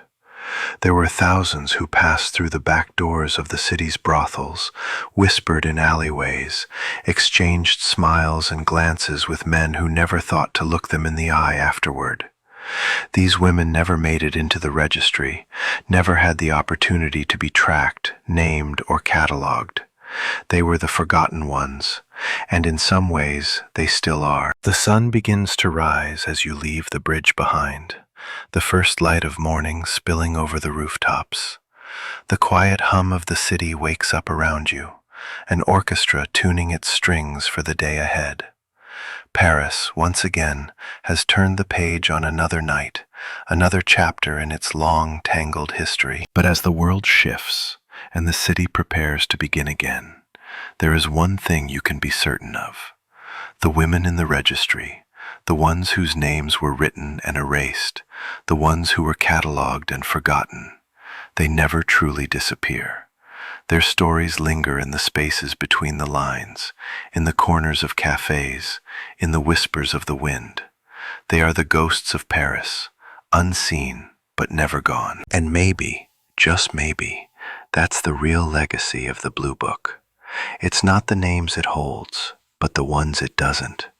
The ones the city tried to erase, the ones it can't. As the first rays of sunlight creep through the Parisian skyline, the city begins to stir, slowly awakening from its nocturnal lull. You can almost hear the shift, like a deep breath inhaled, a collective exhale. The streets, once quiet, are now bustling with energy. Merchants pushing carts piled high with fruits and bread, women preparing vegetables for market, and children playing games as they rush past, their laughter like music in the cool morning air. The day has started, and Paris, in all its magnificence and contradiction, moves forward. But amidst the hustle and bustle, there's something unnerving about the transition from night to day. As Paris's daytime persona asserts itself, the darker threads of the city's soul remain, tangled in its alleys, its inns, and even its official buildings. And no matter how much daylight shines on the boulevards, you know there are shadows that never truly dissipate. You walk down the Rue de Rivoli now, the grandeur of the Louvre standing proudly on one side, its historic walls solid and unyielding. The early morning light plays off the glass and stone of the palace's windows, creating a dance of light and shadow that feels like a metaphor for everything Paris represents. The city's elegance, its beauty, its allure, is on full display. But beneath it all, there's the lingering residue of the past, the deep, quiet knowledge of what lies beneath the polished surfaces. The registry, after all, didn't just document prostitutes. It recorded a certain kind of truth about the world they lived in, a world that existed in a fragile balance between exposure and concealment, between what was visible and what was not. It wasn't just the filles publiques whose stories were written down. It was the entire city, its structures of power, its politics, its hypocrisies, and its silences. The palace and its grand avenues stand as a testament to wealth and sophistication.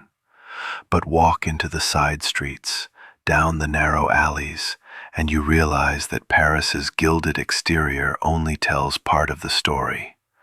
There's the Paris of the aristocrats, where everything is measured by status and lineage, and then there's the Paris of the forgotten, where the names and lives of women like the ones in the registry were swept into the cracks of history. You pause now in front of a cafe where a few locals sip their morning coffees, reading newspapers, chatting lazily about the weather. Their lives, it seems, are filled with the rhythm of everyday simplicity. They're not aware of the world that you've just navigated, the world of hidden ledgers, quiet transactions, and women who spent their lives catalogued by numbers, names, and dates. It's a world they've never had to see because it's been sanitized, erased, and forgotten by those in power. But you see it now, this invisible Paris, the one that exists in the margins of official records, the one that thrives in the spaces where light never reaches. It's still here, alive and pulsing beneath the surface, lingering in the air like a breath that's been held for too long. Paris, with its great monuments and soaring ambitions, has always been a city of paradox. For every brilliant work of art, there's a darker truth lurking in the background. For every decadent banquet, there's a night of whispered deals and bargains made in the shadows. And for every polished facade, there's a registry entry hidden away in some forgotten office, cataloging the lives of those who lived and worked in the city's underbelly. As you make your way past the cafe, you catch a glimpse of a familiar figure, the woman from the registry. She's standing in the corner just outside the door, her eyes scanning the crowd, her posture stiff with tension. You don't know her name, but somehow you recognize her. Her life has been written in ink and erased by decree. Her story has been edited, revised, and erased by a system that doesn't care about her humanity. And yet, she's still here, still standing, still part of the city's pulse, even if no one acknowledges her. You can't help but wonder, how many women like her still walk these streets? How many stories have been written and forgotten? How many lives have been catalogued, not for their worth or their character, but for their bodies? And how many of those stories still linger in the air, in the cracks, in the spaces between the polished facades of this beautiful city? Paris will never tell you the full story. It's too busy pretending that it's perfect, too busy basking in the glow of its own artifice.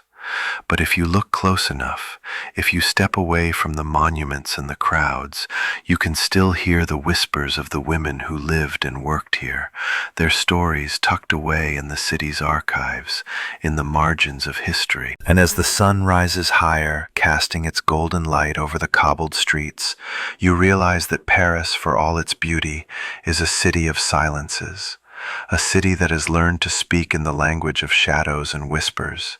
And you're learning to listen. The city hums as you continue your walk through the quiet morning streets of Paris, each corner a new chapter of the city's contradictory identity. In the distance, the familiar sound of carriage wheels clattering on cobblestones echoes through the air, heralding the city's transition from its peaceful dawn into the bustling activity of the day. The mist of the early morning has lifted, revealing the stark contrast between the gleaming structures of power and the shaded corners where the true stories of Paris have often been hidden away. You turn down a narrow street lined with shops, their windows freshly polished, displaying everything from silk handkerchiefs to freshly baked croissants. This is the Paris tourists see. The Paris that's carefully curated and photographed, always smiling, always pristine. But behind the smiles, behind the polished window displays, lies another world, one that is less visible, less talked about, but no less significant. This world isn't just confined to the filles publiques in the registry. No, it extends deeper, into the very core of Parisian society itself, where class divides are sharp, where power is often disguised beneath the finest fabrics and the richest perfumes. Paris has always had two faces, one adorned with the grandeur of the royal courts and the salons of the Enlightenment, and the other, hidden in the shadows, where women and men, too often marginalized, play their own roles in the theater of survival. As you move past the elegant facades of the shops and cafes, you find yourself at the edge of the city's darker heart. The narrow alleyways, tucked between aristocratic buildings, are home to small houses, low-lit apartments, and in some cases, forgotten businesses that never make the tourist guidebooks. But these places are essential to Paris's economic web. They support the glitzy glamour and maintain the structure that the city's elite so desperately depend on. The stop in front of a nondescript building with a faded sign that reads "Lingerie et Toilette" On the surface, it's just a small boutique selling fine lace and fabric, but in reality it has a far more important function. This is where some of Paris's wealthier men go to arrange clandestine meetings, to purchase items that give them the power to buy intimacy. These men, from diplomats to noblemen, will never be listed in the registry, never be marked by the system. Their transactions, public or private, are protected by their wealth and their status, but their interactions, hidden from the public eye, still ripple through the city. It's not just the women who are catalogued. Paris, in all its grandeur, is made up of people who all know how to play the game of power, whether it's by using their bodies, their wealth, or their influence. The registry has always been about more than just prostitution. It's been about control. It's been about knowing who has the power to dictate the terms and who simply survives by playing along. You walk further down the alley and come to a small doorway. It's almost invisible to those passing by, but you've learned the subtle signs, the faintest scuff marks around the edges of the doorframe, the faintest flicker of light behind the curtains. It's a brothel, but one of a very particular kind. It caters not to the average citizen, but to the men who run this city's business, men of power who value discretion over everything else. Inside, the air smells of perfume and secrecy. The walls are adorned with portraits of naked women, painted in soft, erotic poses, the artists' names erased to preserve anonymity. A fire crackles in the corner, and a woman dressed in deep red silk greets you with a smile that doesn't quite reach her eyes. She's not here to perform. She's here to ensure the man who needs her remains calm, his desires appeased, his secrets kept. You can't help but think of the registry again. You think of the women who come here, the ones who live under the radar, not listed by name but always watched, always noted. You think of the women who walked the streets of Paris, their lives tied to the pages of books that catalogued their existence for the sake of control. In some ways, these women, these nameless figures in Paris's history, are more than just part of a system. They are its beating heart. They are the ones who kept the wheels of power turning, kept the elites satisfied, kept the city's darker dealings hidden behind closed doors and locked shutters. You walk back out into the brightening streets, taking a deep breath. The morning light reflects off the ornate buildings around you, but there's still a feeling of something unspoken hanging in the air, a tension between what's seen and what's hidden. The women in the registry are only part of the story. The rest of Paris's tale is written in shadows, in whispers, in the lives of those whose names never made it to the inked pages. The registry, after all, is just one chapter in a much larger, far more complicated narrative. And the city? Well, it's always changing, always evolving, but never fully escaping its own history. Paris will continue to put on its perfect mask every day, its aristocratic charm, its genteel manners. But behind the facade, behind the ledger entries, there are truths that are harder to erase. The sun rises higher, casting a golden glow across the city's monuments, and you know that, as beautiful as Paris may seem in the daylight, the real stories, those hidden away in the margins, are what truly define the city. The sun is now fully risen, casting a blanket of warmth over the city that only deepens the contradictions you've spent the night walking through. Paris, in the full light of day, looks magnificent, untouched by the weight of its secrets. The broad boulevards glisten in the morning sunlight, the grand facades stand proudly, their marble gleaming, the air smells of fresh bread and the sharp scent of roasting coffee beans. The chatter of markets opening, the sounds of tradesmen and women setting up their stalls, it's the Paris you expect. And yet, there's a certain unease as you make your way back toward the center, where the Seine flows lazily by, its surface undisturbed, hiding the history of all that's come before it. But now, as the noise of the city grows around you, you feel the weight of everything you've learned, everything you've seen. The city is no longer just a collection of monuments, buildings, and people. It is something deeper, darker, and much more complex.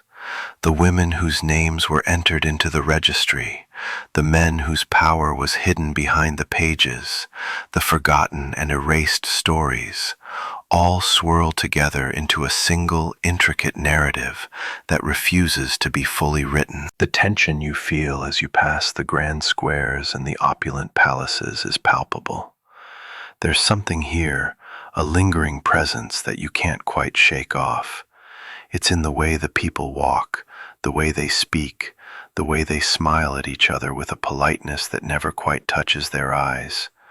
Paris has a way of masking the truth, of dressing up its contradictions and sweeping them under velvet rugs. But those truths never quite go away. Yeah, pass a street musician playing an airy tune on a violin. His bow dances across the strings with the precision of someone who's practiced for years. His music is perfect, beautiful, and for a moment it transports you, letting you forget everything you've just learned about the city's hidden machinery. But the moment fades quickly. The music plays on, but your mind drifts back to the darker corners of the city, to the women and men who lived beneath the polished surfaces, who lived and died in the shadows that Paris would rather forget. And just as quickly as the music began, it's over. The musician finishes his song, pulls a coin from a passerby's hand, and disappears into the crowd. Life moves on. You turn back toward the river, where the bridges arch gracefully across the water, their stone foundations reaching down into the depths. The water flows quietly, calmly, with a rhythm that's almost hypnotic. But underneath, there's the weight of everything that has been submerged, the secrets, the betrayals, the erased names. Paris itself is built on this flow, the flow of power, of stories, of lives both forgotten and remembered. And like the river, it continues to move, always forward, but with its past hidden just beneath the surface. You wonder how much of the city's past has truly been forgotten. How many names have been lost to time, erased from the records, their stories buried under centuries of bureaucracy, privilege, and power? How many people, like the women of the registry, were simply swept away, hidden in plain sight? As you stand on the edge of the river, the city stretches out before you, beautiful, bright, and full of life. And yet, you know the truth.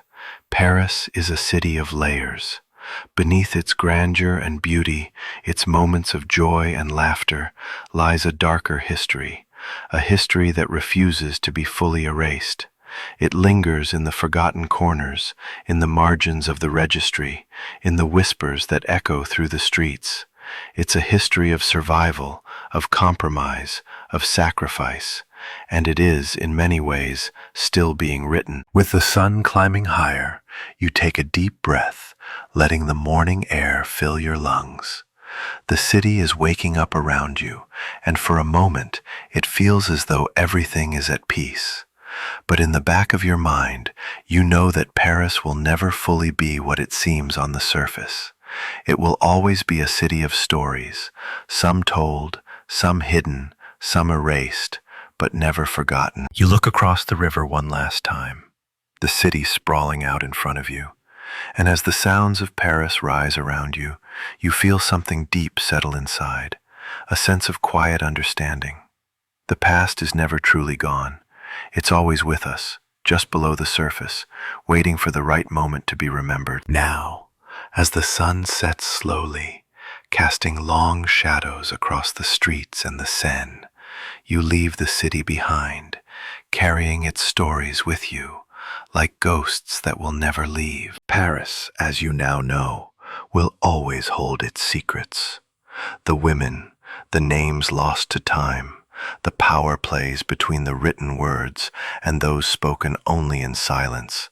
They remain etched into the very fabric of this city's history, a history that, though swept under the rug, still whispers through its streets, between its cobblestones, and in the unspoken glances shared under flickering streetlights. The journey you've taken tonight, through the streets and records of this unforgettable city, is one of realization. of how many faces we pass by every day, unseen, untold, and hidden in plain sight. But these faces, these names, they are all part of what makes Paris, Paris.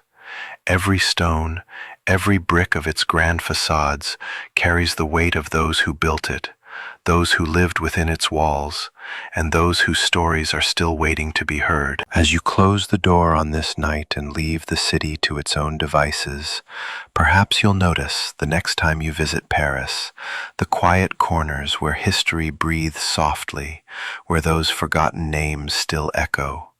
Perhaps, in the soft shadows of the city, you'll see the ghosts of those who came before, and maybe, just maybe, they'll remind you that no story, however small or silent, is ever truly gone. And that, in the end, is the most Parisian thing of all.